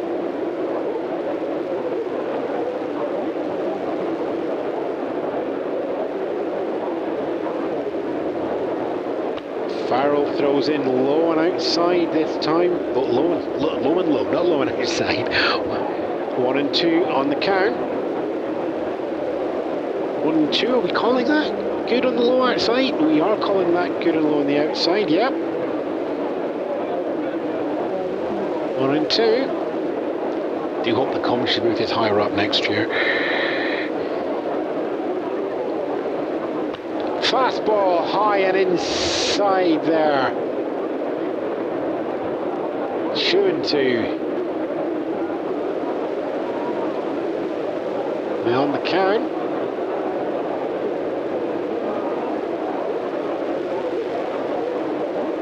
Two and two comes in, swing and a miss. Strike three and out number one there. And we get our first strikeout there from Farrell. He's not got control of the zone yet. Still dealing with runners at the corners. Top of the fifth, Mets 4, Colts 7.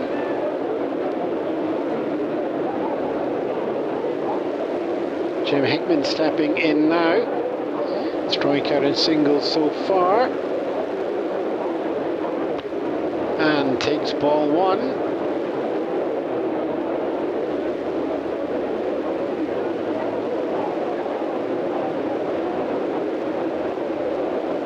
And that's high, but it's going to stay in the infield. That's going to be underneath Aspromori. It's going to take that one there. For the second out there, fly ball. Just stepping a little bit into foul territory, but Aspromori picking that one up as well. Two away. Runners at the corners for the Mets as they're chasing a 3-run deficit. Joe Hicks stepping in now, flying out and pop out. Reaching for the stars, but not reaching first base in these. Fouls that one right down the line past his dugout and to the outfield. Not one. Two away. He is the go-ahead run. Carmel at third, Hunt at the first to cut down the gap. And that's going to be hit high to the infield. It's going to be a comfortable catch. Bob Willis making his first impact on the game, and side retired there on another pop out there. So two runners left stranded out there on base. No runs, one hit, but nothing capitalized on there. No errors charged to the Colts on the outfield, and they'll have Coleman, Moran and Bernard when the Mets come back, but it's going to be the Colts with a 3-run lead now, looking to extend that. Bob Aspromori, Ivan Morel and John Paciorek. It's going to be your 1-2-3 when we come back for the bottom of the fifth. Scores around the league. Let's see what we've got. Big number of day games going on. Most of these running through in the fifth inning, but we had a late start up at Detroit. Tigers and Orioles, close game there so far. Tigers 3, Orioles on 4. Angels and Red Sox into the fifth there, and it's a 3-2 on the board. Washington White Sox. It's going into the fifth there. One of Washington 6 to the White Sox. Cubs playing.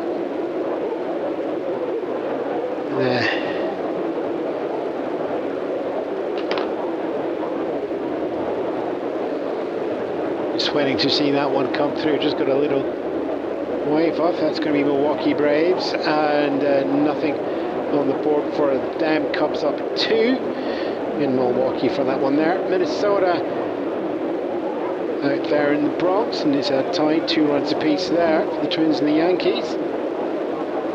Pirates at Giants also tied up, also in the fifth, also 2 runs apiece. And Cincinnati and St. Louis tied in the fifth there as well, 1 run apiece. I'll keep you up to date with them as they go through. And yep, those evening games, Cleveland, Kansas City and Phillies over in LA. Colts 1-2-3, Bob Aspromori, Evan Morel and John Paciorek are up next. And they are going to be facing Ed Bauer, who's going to take his second inning on the back there. And that's going to up with ball 1. Bob getting ahead in the count.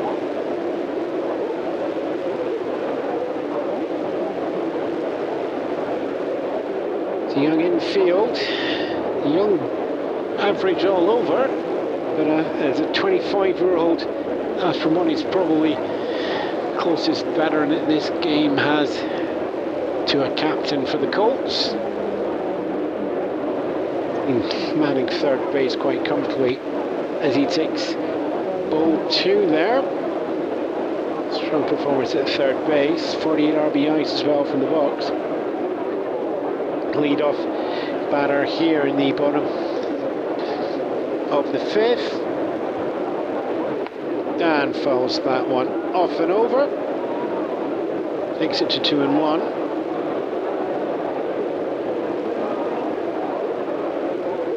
Through a walk previously, followed by a single. Walk in the 2nd, single in the 4th. And watches that one go back for strike 2. There goes equal high, 2-2.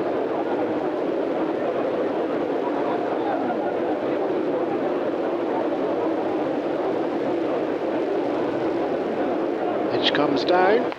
Hit hard. Grounder goes past 100 second. Goes out to the outfield. Crane pulls there. He's going to just watch that roll around the ball. Just a long throw in. I don't think that's going to be in time. That's going to be a stand-up triple for Bob Aspromorty. Making it past 2nd and in the 3rd there. Wicked little grounder there under Ron Hunt. Hit 2nd past Crane pulling off the wall and into the little drainage out there in the alley, 360 feet to the wall here. And Bob Aspromorty putting himself into scoring position. It's a walk, a single and a triple for the game so far as we welcome in Ivan Morrell. Struck out in the 2nd. But a part of that long run of 6 hits in the 4th inning. 3rd on the stack there. That's 2nd in the stack here. And Monty's already done the triple. And watches that one go past for the ball. 1-0.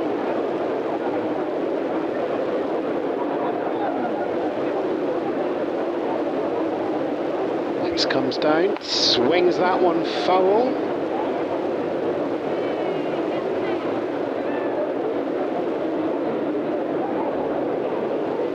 One and one. Comes down, one more swing, one more foul. 1-2.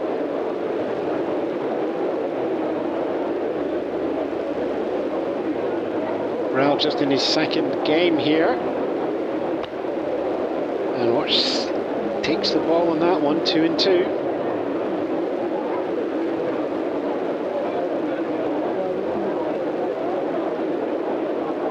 Fouls that one down, but there's going to be Tim Hartness going underneath that one, and he's going to, first baseman's going to catch that in foul territory there for one away and no opportunity for Aspromorty to make it down from 3rd. So that's caught in foul territory there. Rookie John Pecoric. Newbie John Pecoric comes in, already having an impressive game. Walk so far in the 2nd, single in the 4th, and it's in a 2 RBIs marched in on that one as well. As it stands, he's got a runner on 3rd of Aspromorty, 1 away, and the team is up by 3.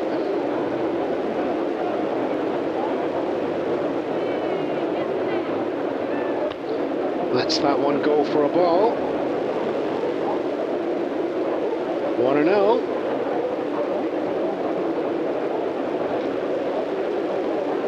And that's hit high. It's going to go over the head of Hickman at 3rd. It's going to bounce in front of Joe Hicks in the outfield, so the run is on coming in. Aspromorty makes it home. There's one more run on the board, and that's going to be a single and an RBI there for John Pecoric. 3 3 RBIs so far in the game, but more importantly, situation puts one more run on the board, so that's a 4 to the Mets, 8 to the Colts now. One away, runner at first. John Bateman stepping in now, face head bowed up. And that's going to be ball 1.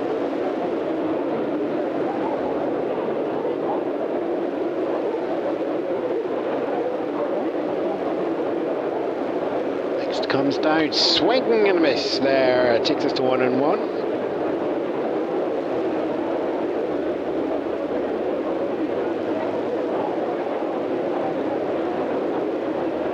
Draws another swing there. It's going to be 1-2.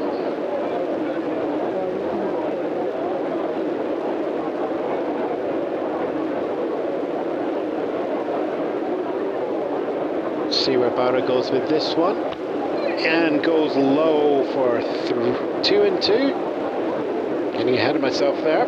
Count is equal high, 2-2. Shark winning out there at first base. 1 out so far. Another ball, 3-2. Count goes full. 3 balls, 2 strikes, 1 out. Runner at first. Colts 4 runs ahead of the Mets on 8. Bauer throws down, and that's well outside there, so that's going to be a walk drawn. Shark up to scoring position on the walk. Bateman up to third base. And we are going to have a pitching change here. And Bauer is just going to acknowledge the dugout there. And coming in from the bullpen, we're going to have Tracy Stallard.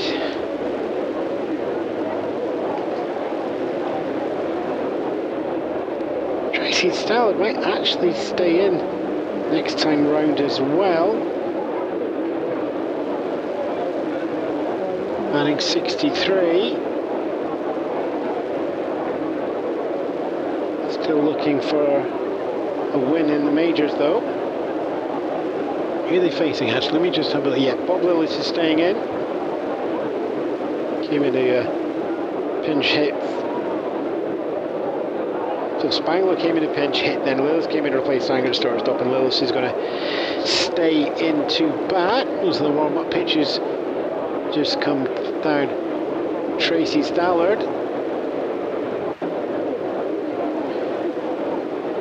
So we got a runner at second, Joe Pacharik, runner at first, and John Bateman. More warm-up pitches there. He's getting one more. Will Pryor at home. Mike Sakari at first, Frank Wilson at second, and Ken Barkett at third, with the rest of the umpiring duties. Last warm-up pitches there.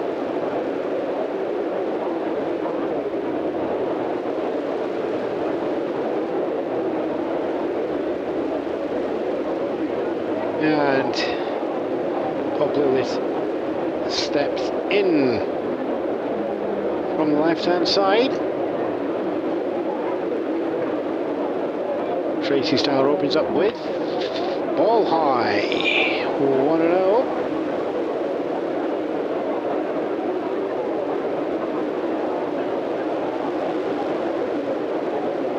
Lewis, very still batter.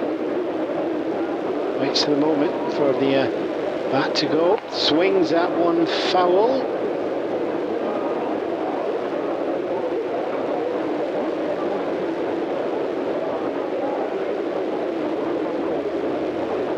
And that ball comes back up. Stallard. 1-0 and a 1-1. And that's hit well, goes down left field side, bounces in front of Pacharik at second, so Pacharik is going to be on the move from third as that carries on going down left field, and Pacharik is going to make it home. It's his third time over the plate there for one more run for the Colts. Bateman takes it up to second. He's makes the run into third. Is it going to be a bad throw in from Joe Hicks there? Another off-target throw from the left field. Where does that all leave us there? Lillis is going to be credited with the single and the RBI. And that bad throw is going to give John Bateman third base. Pachorek making it round, puts another one on the board. So, all told, smart hit down left field gives Bob Lillis a credited single. Throw coming back from Joe Hicks, off target. And that gave John Bateman the chance to get into third, but Pachorek already taken off after that bounce in the outfield. So, second run on the board in this inning. 9 runs on the board in total for the Colts. Pitch at times. Turk Farrell faces Tracy Stallard.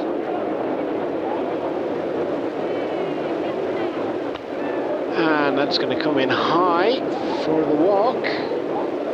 If he can get 3 more of those. Yes, I did slip up. It's been a long season, okay? 1-0. Stallard gets ready. Fastball, high, 2-0.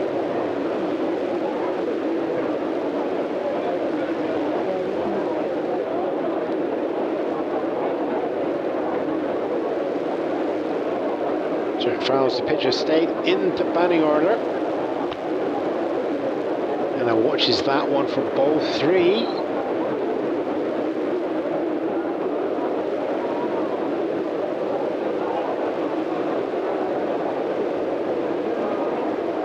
Strike 1 goes through there. Straight through the box. On the outside. We're all waiting to see what Tracy Stallard, who's dropped 2 more runs. Comes in for strike 2. Count goes full 3-2.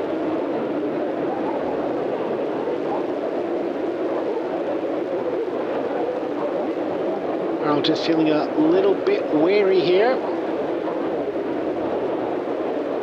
3-2. Strike 3.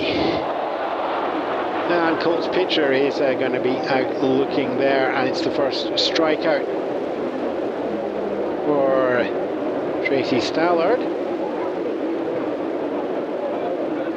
Joe Morgan stepping in now.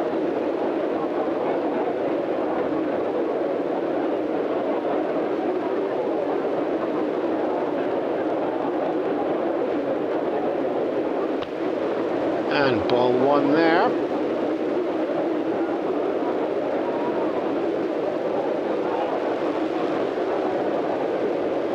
Runner still at second and third. And watches that one go again. Stallard throwing wildly here. 2 in on the count for Joe Morgan.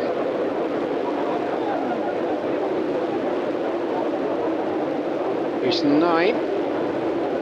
New York Mets 4. Ball 3.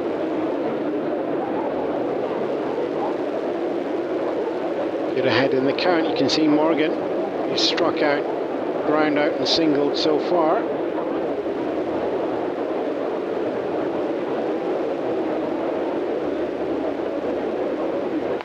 Hits that one foul. 3-1. So first base is open, 1 away.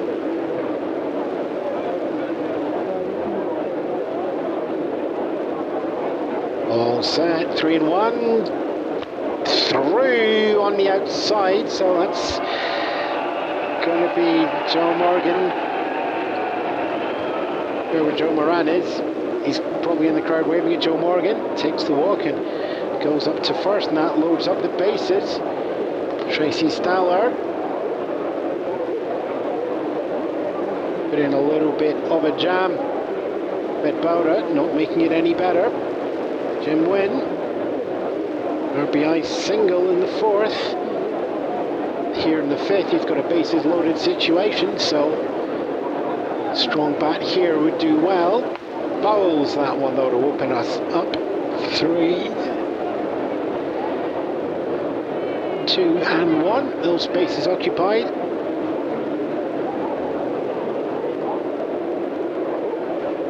Wynn lets that one go for a ball inside. Count goes equal low, 1-1.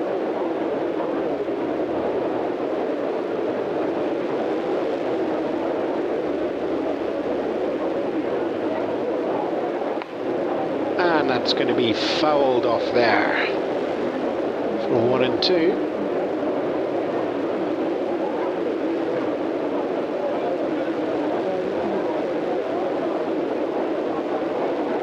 Low on that one there for ball 2. Count goes equal high, 2-2.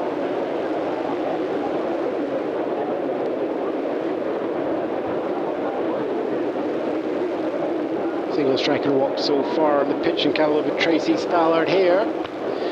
And that's going to go outside for a ball, so we're all full here in the count.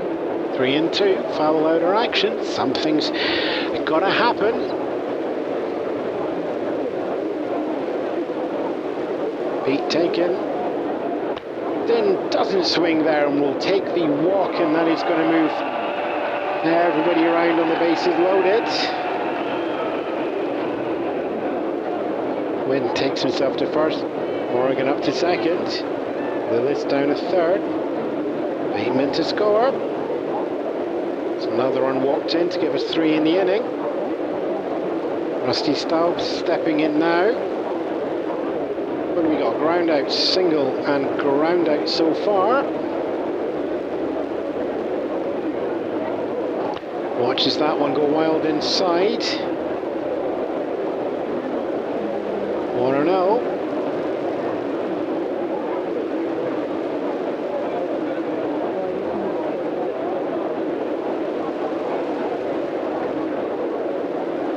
And check swing there.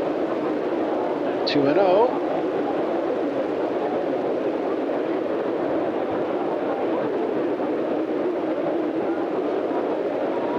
He's coming in with 44 RBI in the season so far.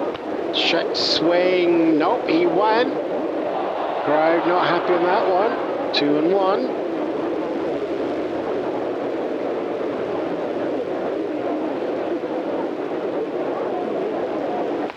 Foul there. Down the third base line.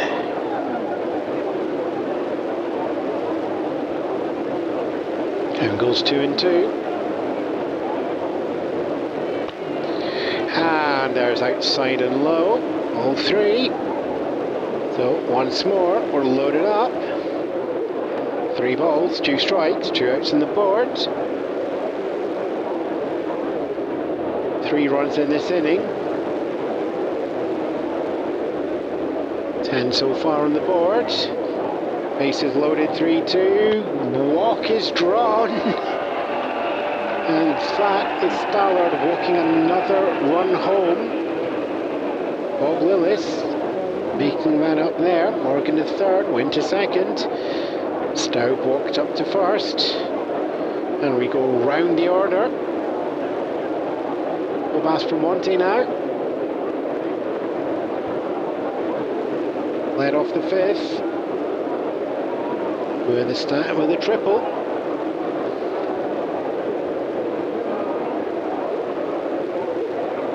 Takes that, and that's going to be hit high out to right field. There's a lot of hope in there. Cranepool on the run, dives for that one, and it's into the glove there on the run for Cranepool, deep in the right field corner. Side retired on that one there, but not before another 3 runs on the board there.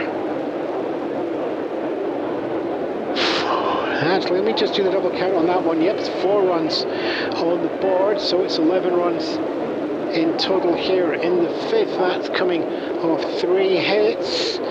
Long throwing error as well charged to the Mets outfield. 3 left on base with them loaded.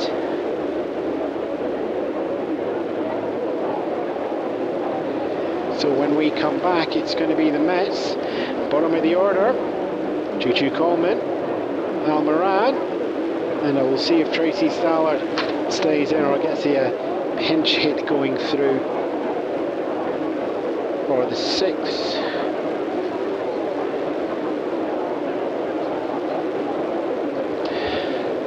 Are there times when you feel like you live in a dull grey box? Well, break out of the crypt with a fresh coat of paint and interior decorating services from Tyrrell Interiors. Within hours, your home will be transformed to reflect your tastes.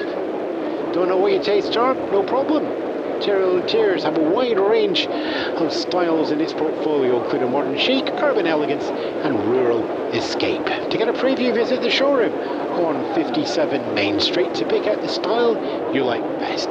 Tyrrell Interiors, turning your house into a home since 1924. Couple of changes going on here for your 1, 2, 3 for the Mets in the 6th. It's going to be Chris Cannizzaro opening up, and Chico Fernandez is warming up as your pinch hitter for Al Morgan, and we're going to have Frank Thomas staying in by the looks of it as well in the hole. So Chris Cannizzaro is going to be facing Turk Farrell, who returns to the mound here for his 2nd appearance, and that's going to open up with foul over the top. Not one. Goes back through.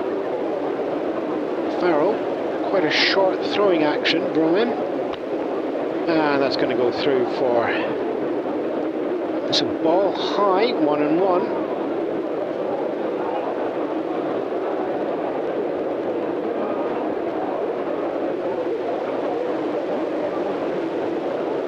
And a little bit of a change-up coming through there, but it's in the zone. Tempting, but no. 2-1. Cannizzaro batting .258 for the season, 4 RBI,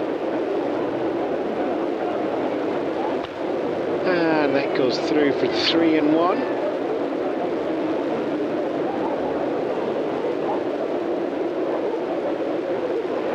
Now Farrell not giving you a lot of time to identify the pitches. Comes down, swing and a miss. Count goes full, 3-2. Not a lot of speed coming off Farrell, but we've seen it before. When he just gets the eye just right, he can just play with you and then let the outfield do the rest of the work. Comes down, 3-2 is going to be put high up over the first base. Rusty Staub is going to comfortably get that one there over at third base there. So 1 up, 1 down. Chico Fernandez coming in now.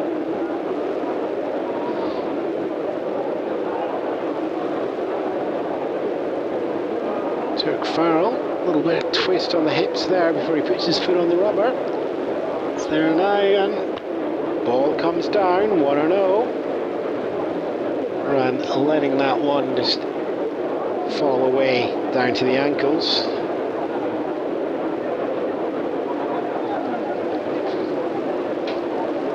Oh, that's right, we've got a Moran and a Morgan. That's where I'll be stepping through. 1-0.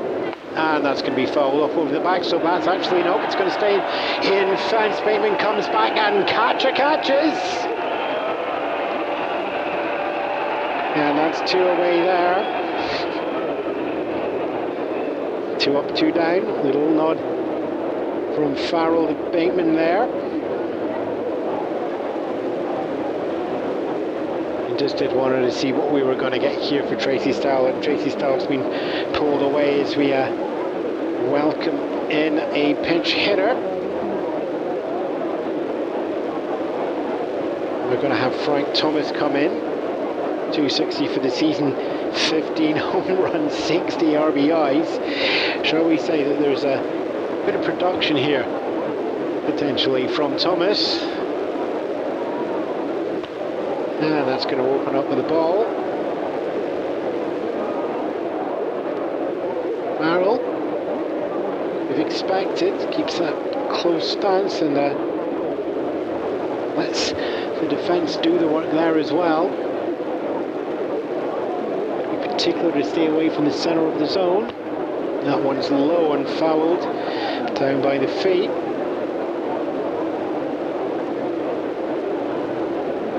One and one.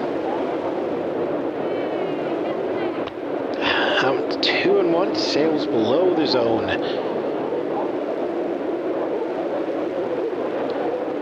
Two and one. Comes down, and that's going to be hit high. It looks like it's going to be a comfortable catch for Ivan Morel there out in centre field, and yes, it is. 3 up, 3 down, 3 pops, 3 catches, and with that side retired in order here, the top of the 6th. No runs, no hits, none left on base. No need for any errors to be charged there as well, and the Mets unable to catch any of that. 4 runs on the board for the Mets. It's 11 for Houston as they are going to be coming back, and we are going to be having the 6, 7, 8 Morel, Paciorek and Bateman waiting in the wings to get themselves ready to go. Round the order twice for the Houston Colts here, and we will just take a pause for station identification.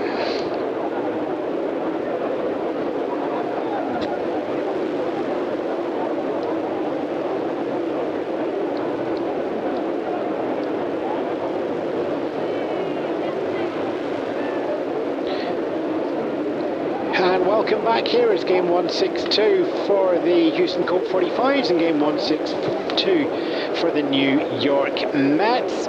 Season closing out. It's a 3-game series, 1 game apiece. So it's not only finish up your season with a win, it's finish up your season with a series as well. 1, 2, 3, Evan Morel, John Paciorek and John Bateman are going to be stepping up for the Colts. Grover Powell is going to be your new pitcher. JC Sal already stepped aside to let the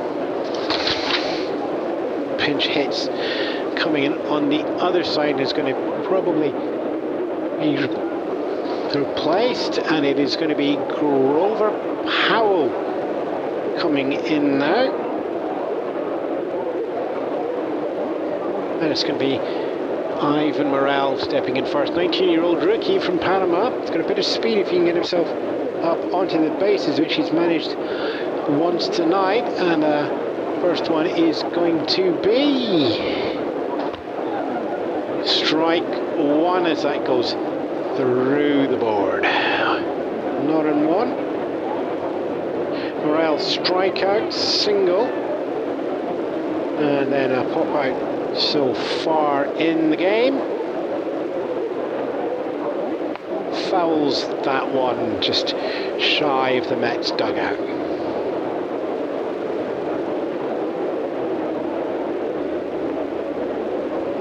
Not in 2.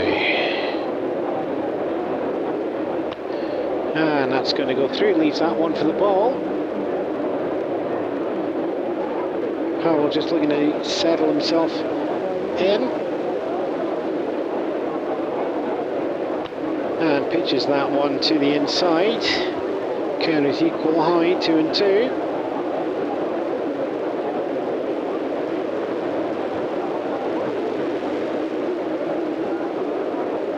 Two comes down, swung on and missed there for strike 1.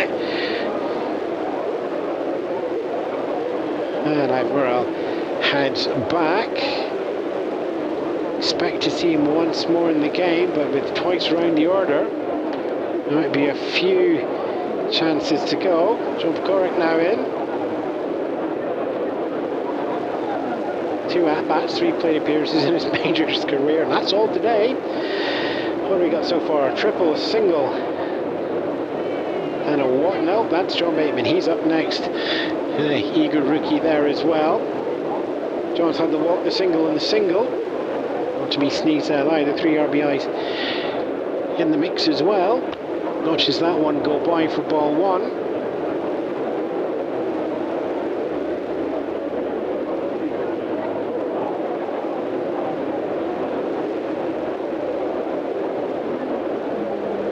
And ball 2 comes down there as well.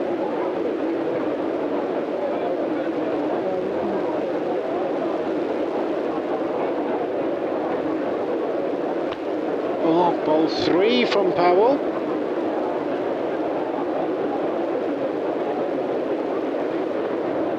Shorak just waiting for the moment to swing. 2 for 2 so far. That's not it, but he'll take the walk. 2 walks, 2 singles so far. 1 away, but a runner on first for the Colts. John Bateman now, the aforementioned triple, single and walk. Stepping in now.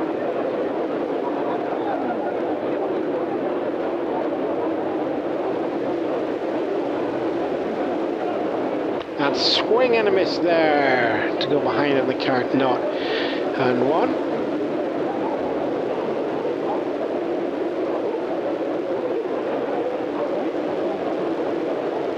And we're still looking to get his eye in. It's going to be a ball low, and curveball just not starting off high enough, I think. 1-1.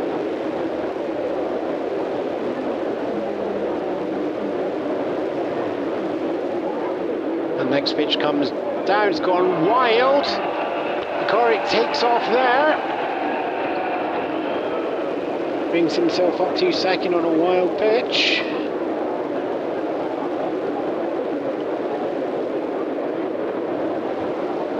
Powell just trying to find the footing again. It's 1-2, 2-1 count.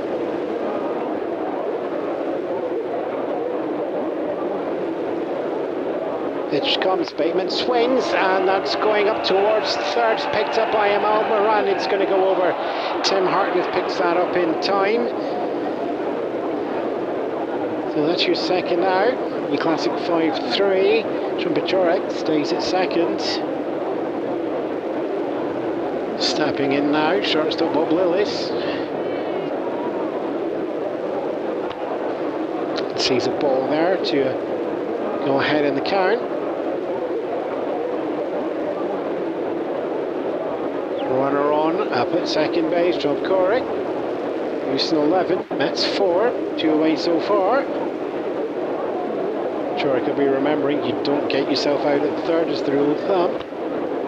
Lillis lets that one go behind as well. 2-0.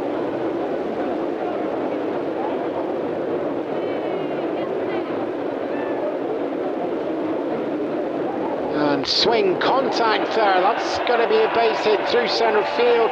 Pachorik's on the move, passes third, he's going to make himself round there. Long throw comes in from Duke Farmel, it's not going to be in time, it's off target. I think he was going to try and throw cut-off at Ron Hunt at second, and that's gone where John Corrick is going to take 2 bases, and he's going to be his fourth step over home plate there, 4 runs.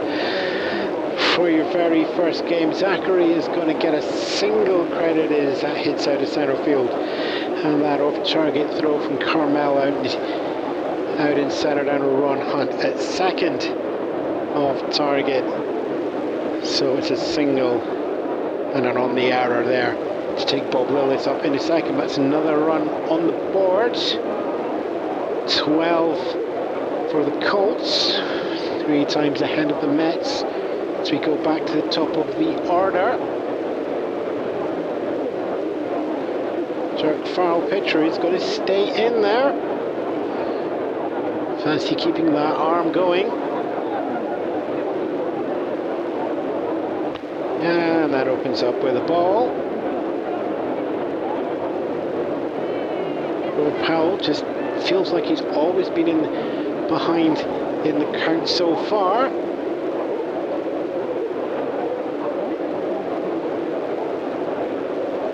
Comes down, and that's hit straight back into Grover Powell, who's going to take that slight jog, and it's under to Hartness, and that is going to be side retired for the Colts, but not before one more run comes over the board.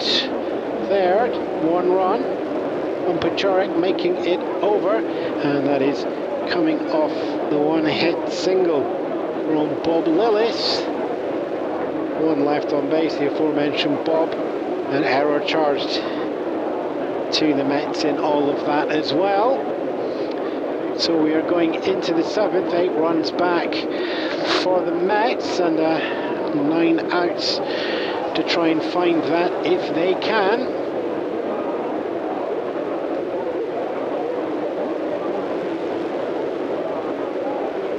There are times when you feel like you live in a dull grey box. Well, break out of the crypt with a fresh coat of paint and interior decorating from Tyrrell Interiors. Within hours, your home will be transformed to reflect your tastes. Don't know what your tastes are? No problem.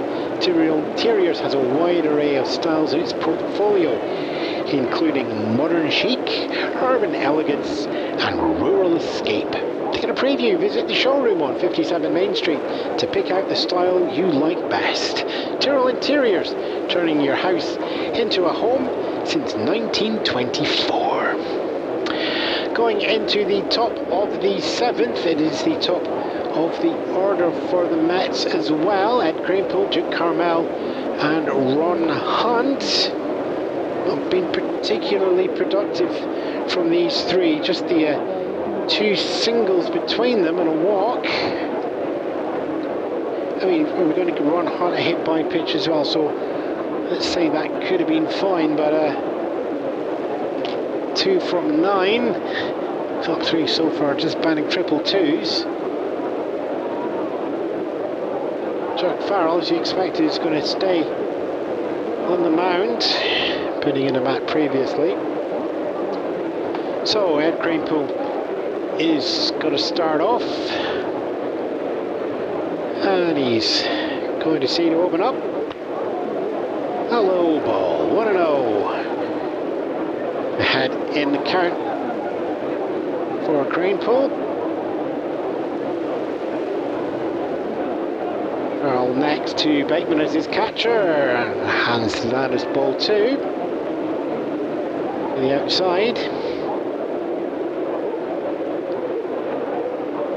And that short pitch frame, pitch arm, ball 3. Not what he's looking off to start off the inning.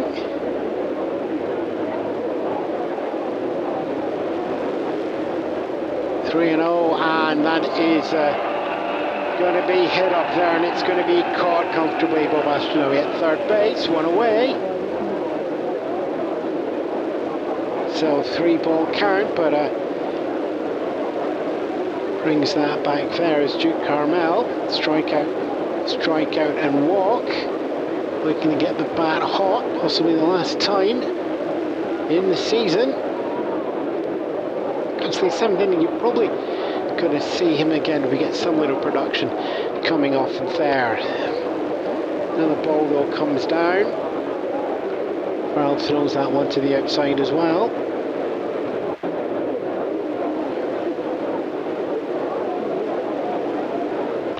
One more ball. Farrell's arm just seems to be fading away now.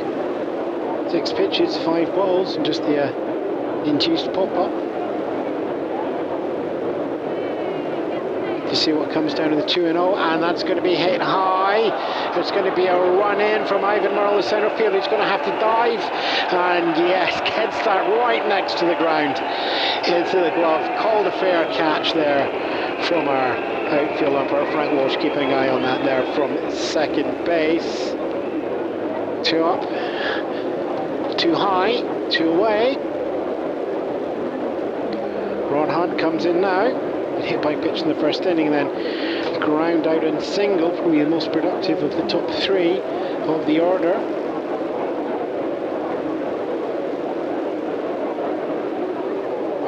goes in. It's to the inside this time for a ball.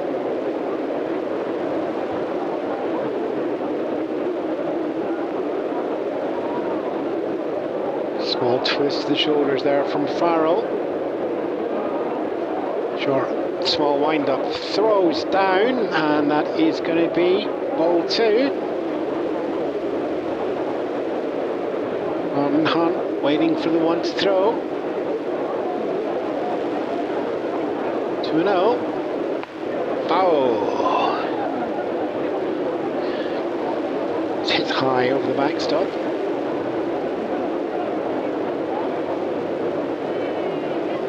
It's 2-1. And the pitch. Bowled. Inside, being indicated there by our chief umpire Paul Pryor. 3-1.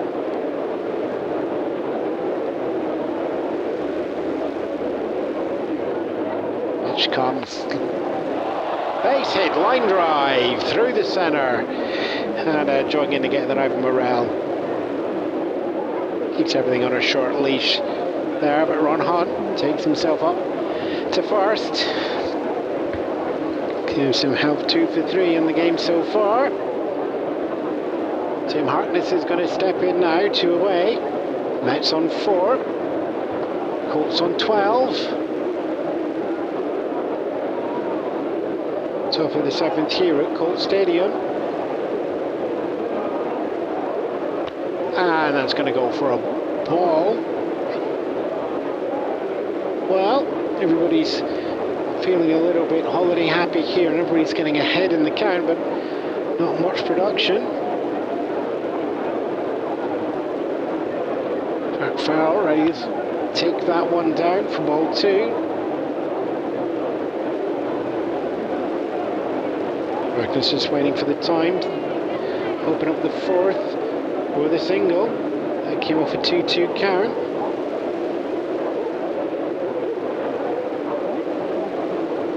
And there goes another ball, so it's 3-0.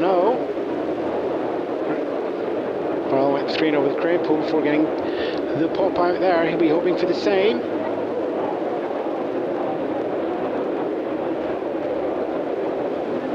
Harkness swings, and that one's going to go high. It's going to go into foul territory down there, down the left field. And passed into the crowd. Somebody's got themselves a souvenir from the bat boy.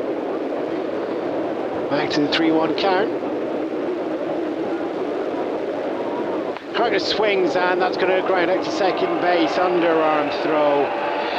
First base there, picked up there. Morgan to Staub, doing the 4-3 combo, and that is that for 7th inning.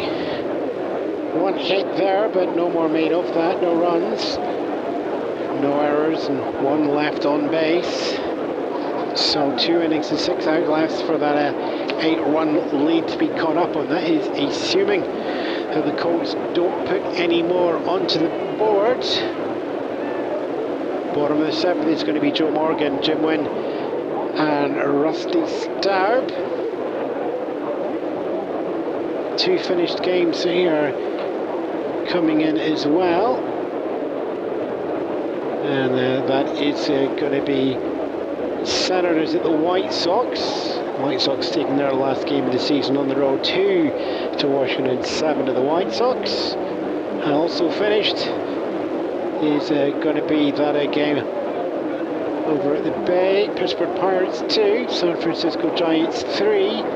Just one more run in the last 4 innings, and that's going to San Francisco. So those teams going there to San Francisco, it's probably going to guarantee them 3rd place in the Nationals. St. Louis are pretty much guaranteed to be taken. Cincinnati could sneak up on the Giants. No, they were 1.5 back. So yeah, that's it. Giants taking 3rd in the Nationals. St. Louis are going to take 2nd, and the Dodgers, as we know, already through to the World Series. Okay, who do we have for the Colts coming in now. Joe Morgan is going to lead us off here. 2 walks so far, strikeout and ground out, so 0 for 2. Grover Powell is going to stay on. Powell himself, so a walk and a single in the 6th. And bottom of the 7th. Joe Morgan is going to see a ball come through for ball 1.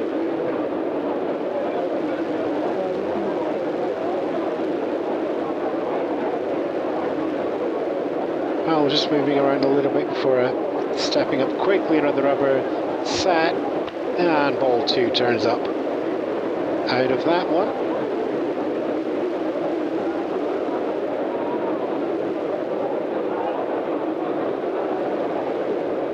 And ball 3, peppering the outside low corner is our Powell.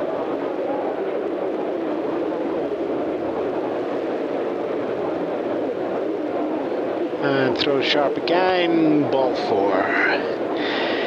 And there we are, another 3rd walk drawn. Joe Morgan. None of them is the lead off though. Jim Wynn stepping in now.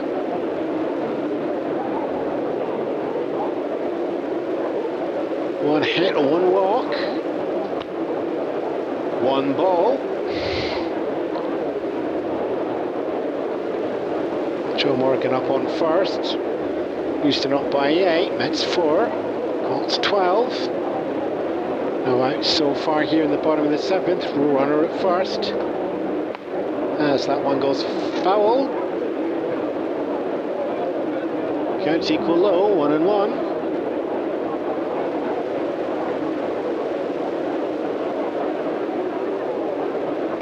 And that goes hefty inside with Wynn just snatching the belt back to get out of the way. 2-1.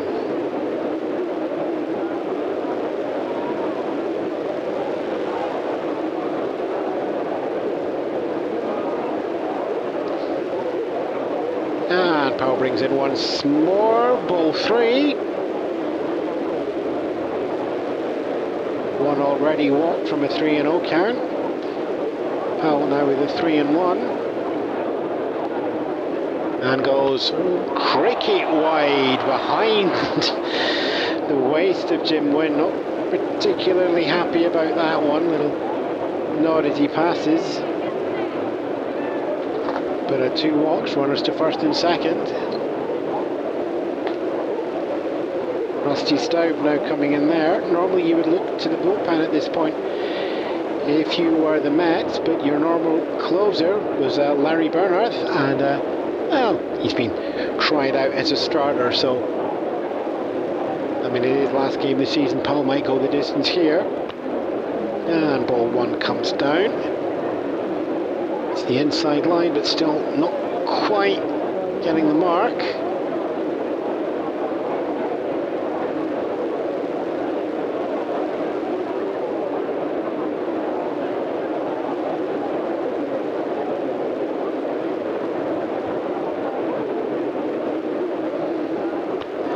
Ball 2.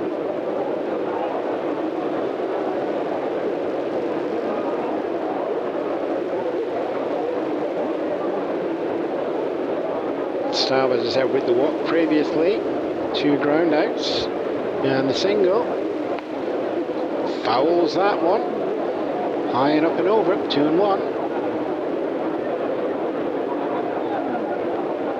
Runners first and second, smart head. That's going over, it's picked up by Warnhunt, puts the foot on the bag at second, though. It's going to be an out there. The force out for Jim, but Staub's going to make it over. It's a first, he's going to get Joe Morgan driven over to third as well. So we got runners on the corners with 1 away.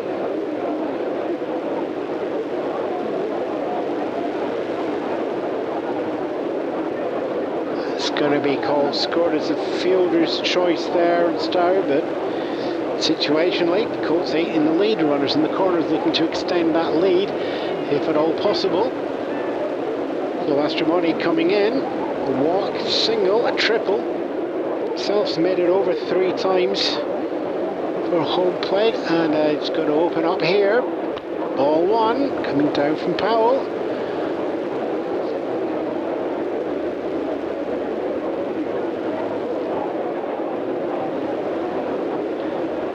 And gets the ball back in the glove thrown up from the catcher. Here's Canizaro doing the duties there. Ball 2 comes down.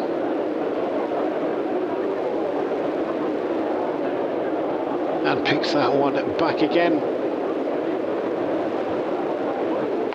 And that goes foul, 2-1.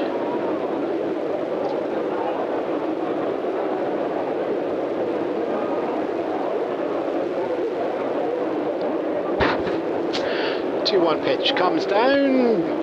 Ball 3. 3-1. Good to feel Astrodome with just the one away is thinking about getting the big hit in here. Carmel and Cranepool all playing deep.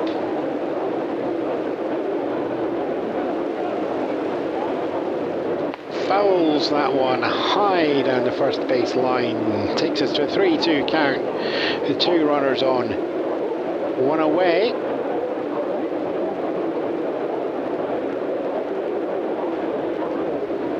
Mets looking to keep the game as close as possible and not have any more come on board.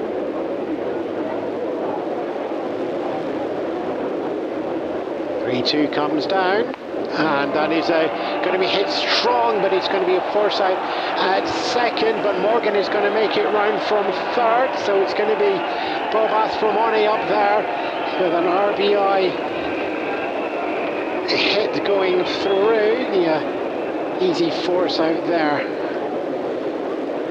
at second base on Rusty Stow, but not before Morgan. It's another run on the board.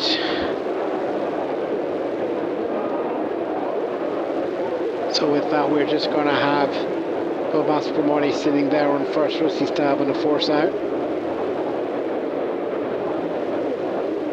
2 force outs in 2 batters for Ron Hunt there. So, runner at first, 2 away. 9-run lead for the Colts.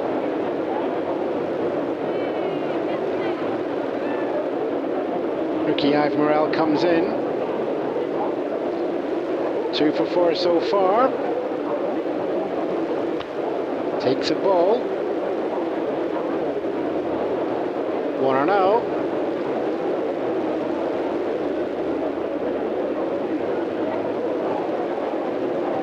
And that's hit smart. It's line drives it down to the side. Ron Hunt picks that one up in the dive, scrambles over, puts his hand on the bag, and that is going to be the 3rd out. Is that the 3rd out from a force out at second, coming from the glove of Ron Hunt? Last one needing a diving catch and then a stretch out with the arm to make that through. So FO4, FO4, FO4 going all the way through there. So what do we get at the end of that? 1 run there, not coming off any hits, in the 1 left on base, no errors charged. Everybody else just let Ron do all the work quite clearly. And with that, Houston 13, New York Mets 4. 9 runs to find, 2 innings to do it as we head into the 8th. You're going to have Jim Hickman, Joe Hicks and Chris Canizaro. It's your 1, 2, 3 for the Mets, looking to chase this down in the last game of the season.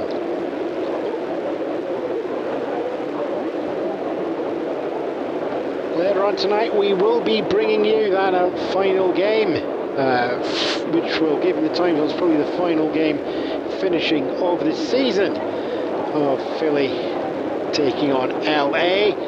Dodgers looking to get 100 games and tick the clock over before they head to the World Series in 4 days' time, where they will face the 104-57 Yankees. whether they hit 105 or stay at 104, well, it's kind of immaterial. You want to just rest the side up and take it easy if you can. Actually, can we just check on the score on that one? Okay, so that one there, Minnesota Twins are ahead of the Yankees going into the ninth. It's a 6-3 game there.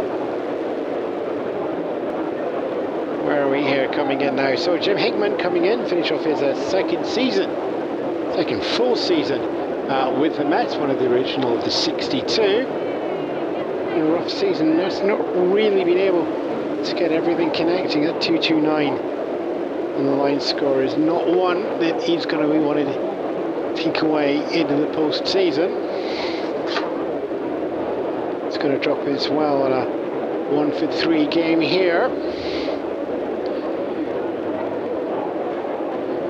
And we got Jim Dixon replacing Turk Farrell on the mound.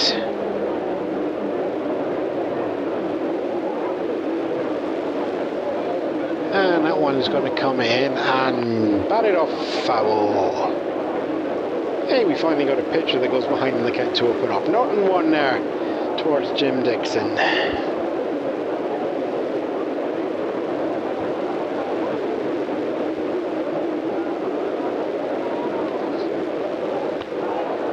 And ball one for 1-1 count. Mets themselves find themselves stranded at the bottom of the National League. They are right now 46 games behind the Dodgers. As we see another ball come down for 2-1. Dixon just looking to, looks like he's trying to just sort the outside high corner. Get some speed coming off the fastball if possible. Brings the 2-1, goes the outside again, 3-1. So in terms of Houston, they are locked in at 9th in the placing. Right now, 33 behind. And next up, yes, we get that one. Going strike two. Been hoping for a walk, but not drawing it. Payoff pitch from Jim Dixon. And that's going to be hit high there, and it's going to head out to John Pachorek, hero of the game so far, and he makes that catch out there in right field. One away. Joe Hicks stepping in now. Everything he hits went high, everything he hits went into a glove. Jim Dixon throws down. Good cheers from somewhere. Anybody? Nope, we just have a random cheer in the crowd. Dixon steps back onto the rubber. And that's swinging strike one. Joe Hicks also goes behind. 0-1.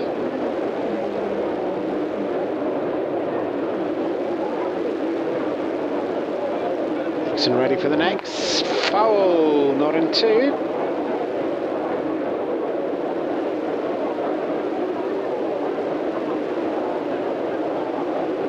And gathers once more, not two, on the ground, and that's just going straight over Rusty Staub at first base. What's that himself? 2 away. Smart inning so far from Jim Dixon. Chris Canizaro steps in now.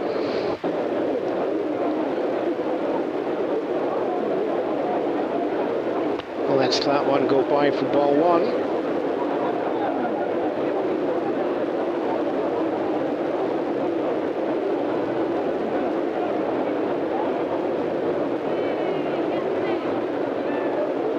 1-0, comes down, and that's going to be hit high, but that's going to be Clive Morrell waving the rest of the outfield off, and he's going to take that into the glove there, and just tosses that back into the stands as well. Fly ball out of centre field with that side retired. 3 up, 3 down in order. No runs, no hits, none left on base. No effort needed out there in the ground game, so no errors charged to the Colts out there either. And we'll head into the bottom of the 8th now. 9-1 lead for the Colts. 3-game series, 1 game apiece, but Colts in control here in the last game they will play at Colt Stadium. One good swing of the bat, you can probably get the ball into the scaffolding that will eventually be the roofed Astrodome. The roofed Astrodome. Eric, where are we? Yes. Are there times when you feel like you live in a dull grey box? Well, break out of the crypt with a fresh coat of paint and interior decorating services from Tyrrell Interiors. Within hours, your home will be transformed to reflect your tastes. Don't know what your taste is? No problem. Tyrrell Interiors have a wide range of styles in its portfolio, including modern chic, urban elegance, and rural escape. To get a preview, visit the showroom on 57 Main Street to pick out the style you like best. Tyrrell Interiors, turning your house into a home since 1924. Bottom of the 8th, and we get John Paciorek, who's 2 for 2 so far, and 2 walks in there as well. John Bateman, after that, triple single walk and ground out. And after that,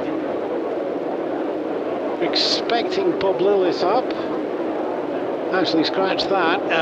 Yeah, we are going to have John Paciorek coming in there, but we've got David Delsh on deck, coming into a pinch hit for John Bateman. So we'll get underway now as Paciorek steps in from the left-hand side.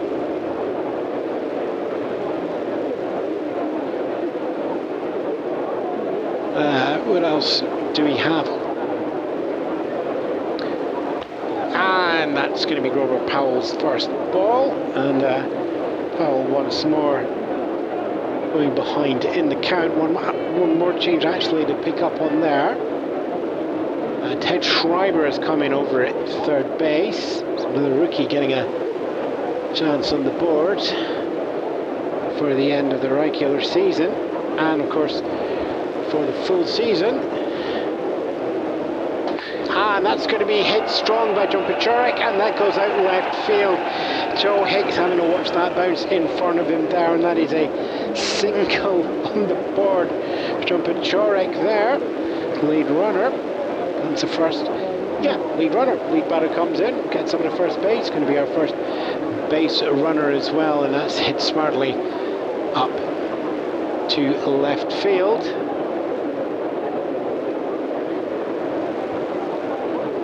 Bottom of the 8th here for the Houston Colts, and they're ahead of their visitors by 13-4. David Delsh, pinch hitting here in the bottom of the 8th, watches the ball come through. If you're sitting there, folks, is that Grover Powell going behind in the count once more? That's Grover Powell going behind in the count once more.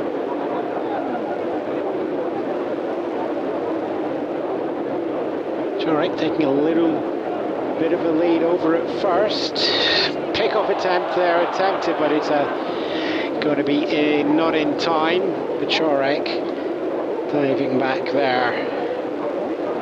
Dave Aldash, of course, rookie coming in here late, so it's no average, no home runs, no RBIs, and ball 3. Watches that one go past. Zara just asking the umpire where placing is and getting a going low on that one. 3-0. Strike one goes through the zone. Just at the bottom there, grazing. Nesha missing that one with the eye. Runner at first, no outs. 3-1 comes down.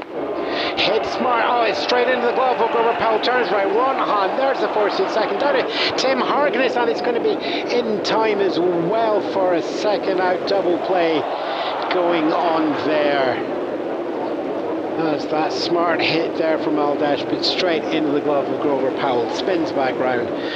Ron Hunt there covering second base for the force out there. Roger Pachorek, and then down for the double play to get Aldashi at first. So 2 away in the bottom of the 8th. Bob Willis is going to step in now. Bases have been cleared. 9-run lead.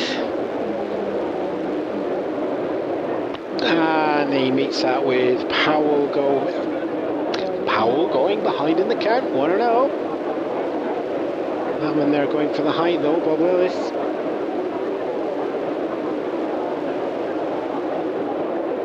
Kent, 9 runs to the good, but we'll be game with 3 singles so far. We'll be hopefully looking to make that as a 4th as we get another outside coming down. 2-0.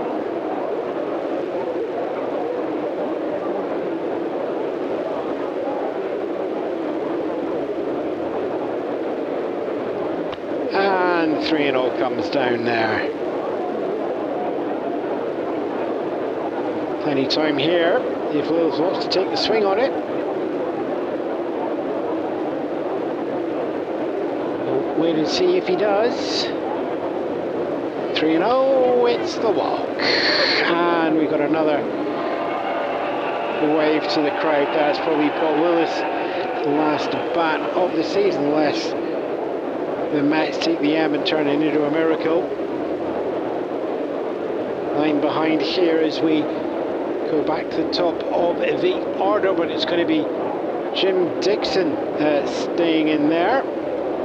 Came into pitch previously, but it's going to take the at-bat here. Probably just to make sure he stays in for the top of the 9th. Let's see what we're going to open up with here. It's going to be a foul. Powell gets himself ahead of the count for the first time in quite a few, it has to be said. Not 1 on the count, runner on first, 2 away. Colt 45's come to the lead in their last game here at Colt Stadium. And that's going to be hit high, it's going to go into foul territory, and it's going to be Ted Schreiber who just stepped in for third base, taking that one there as well. And side retired out in foul territory there by Ted Schreiber. So 8 runs down for the Houston Colt 45s, and they put 13 on the board, but nothing in that one there. Single hit managed though as John Pachorek takes his opening day to 3 hits, followed by the double play. Right then, so we are going to go in the top of the 9th. It's going to have 3 outs to find 9 runs to tie. 10 to go ahead. And they are going to have Chico Fernandez opening up.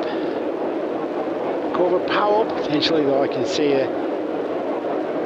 just looking down, yet Dick Smith is going to be stepping out there to do pinch hitting duties. That'll be Ed Krampel. So it's going to be an 8-9-1 in the order. Final game scores coming through. We're going a bit long here. So final scores that we have coming through from the rest of the games in the final day of the season here. Detroit, Baltimore. That's final score, 6 Detroit, 8 Baltimore. Angels at Red Sox. Red Sox sneaking in 2 runs in the final few innings there to go. 3 to the Angels, 4 to the Red Sox. White Sox posting 7 against the Senators, so it's a 2-7 game there. We'd already read that one out. Cubs 2, Brewers not able to find anything in the first 5, going out a 4-1 finally, but the Cubs taking final there. Twins taking on the Yankees. It was a tie game when we were earlier. It's now 6-3 to the Twins. Yankees no doubt resting the bullpen ahead of the World Series in 3 days' time. We had a final score already from Pittsburgh to San Francisco. 1 run up, the Giants take that one over the Pirates. And final game on the board, Cincinnati getting into the end third to put them on 3 against the Cardinals 1. 2 games left on the roster. Cleveland and Kansas City this evening, and Phillies at LA. We'll see how much effort the LA put in, given they'll be joining the Yankees there. Right then, we are top of the 9th here. 3 outs left to go, and it is going to be Fernandez, Smith and Kranepool that are going to open up to do that. John Bateman's going to step out of the catching duties, and Dave Adlash should come into pitch hit, is going to stay there as the catcher. Pinch hit for John there, and Dave carrying on there as we go through. So we are underway. It's going to be Chico Fernandez. Fouls that one off. Goes behind in the count. 1-1. Small crowd here. We do have final attendance numbers coming in here. It's not quite a dead rubber because there was the series in play. So we get ball 1 going through for a equal low 1-1 count. Total attendance at the end here at Colt Stadium is 3,899. We'll see how the opening day at the Astrodome is in March. I suspect it will be slightly higher as Dixon throws down for ball 2. Just goes at the belts inside, 2-1. Yes, we're going to get a roof next year, but are we going to see any more going in high? There's ball 3, 3-1.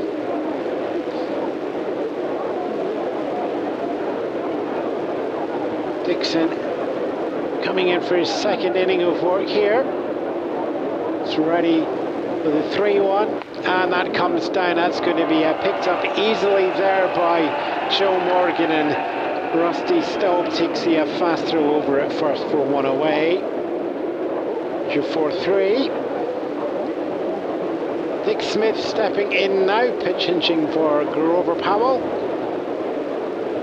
Top of the 9th, 9-run deficit, 2 outs remaining in the season for the New York Mets. Dixon just takes a moment. You catch it here, Aldash throwing a signal that's been shaken off. The second one's been shaken off.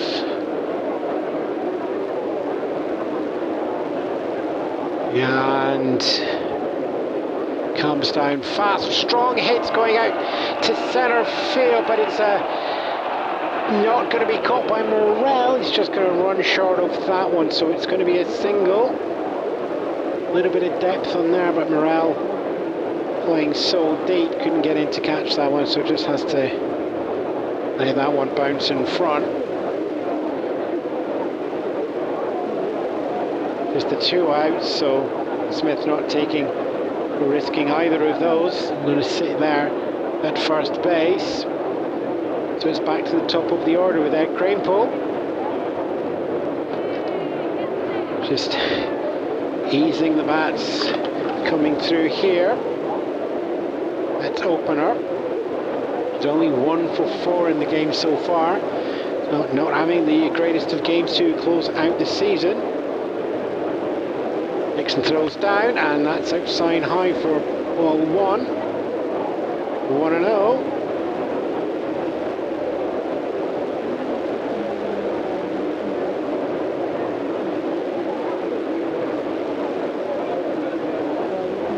Runner at first with the teammate. Infield coming in close. See outfield coming in as well. That's ball 2. or if they fancy themselves looking for the double play here. Happy to leave the gaps and keep the bodies inside. Finish up strong. It's a 2-0. Count comes down. Fouled down first base line. It takes us to 2-1. 2 outs remaining for the Mets to make a difference. It's 1-1 in this final series of 3 here. Ball comes down for 3-1, goes to the outside low. Winner here. Well, the Mets will still be 10th, Houston will still be 9th, but they'll go into the postseason with a win. They'll finish off in the series as well with a 2-1 as it goes down, and that's going to be fouled down, so the count is going to go full here with 1 out. As we are waiting there. Final plays here. 9 runs needed to find. 2 outs to find them. Greenpool ready. Dixon throws down the payoff pitch, and that's going to be hit fast. It's going to be picked up there by Joe Morgan. Thrown over to Bob Lillis. There's one at second. Goes for the throw at first, and there we go. Double play. Rusty Staub takes that out. Ground ball heads to Joe Morgan at second. Short throw to Bob Lillis from short, covering second base, and then snap fast down Rusty Staub. Glove out, stretch out, and into the leather, and that there. The second out at second, it's the third out at first. And that's your 3 outs, that's your inning, that's your game, that's your series, that's your season, at least for the New York Mets and the Houston Colt 45s. Final tallies there on the board. New York, just the 4 runs coming in the 3rd and the 4th innings, but no more after that. Houston having a stormer of a 4th and 5th, popping up a 5 spot and a 4 spot there, and that gave them a lead which they extended slightly in the 6th and 7th, but takes them to 13 runs on the game.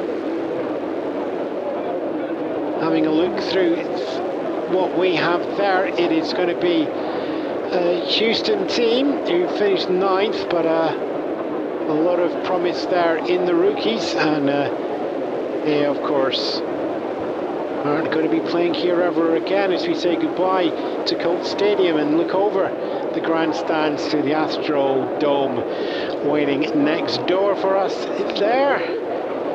Keeping an eye out on there.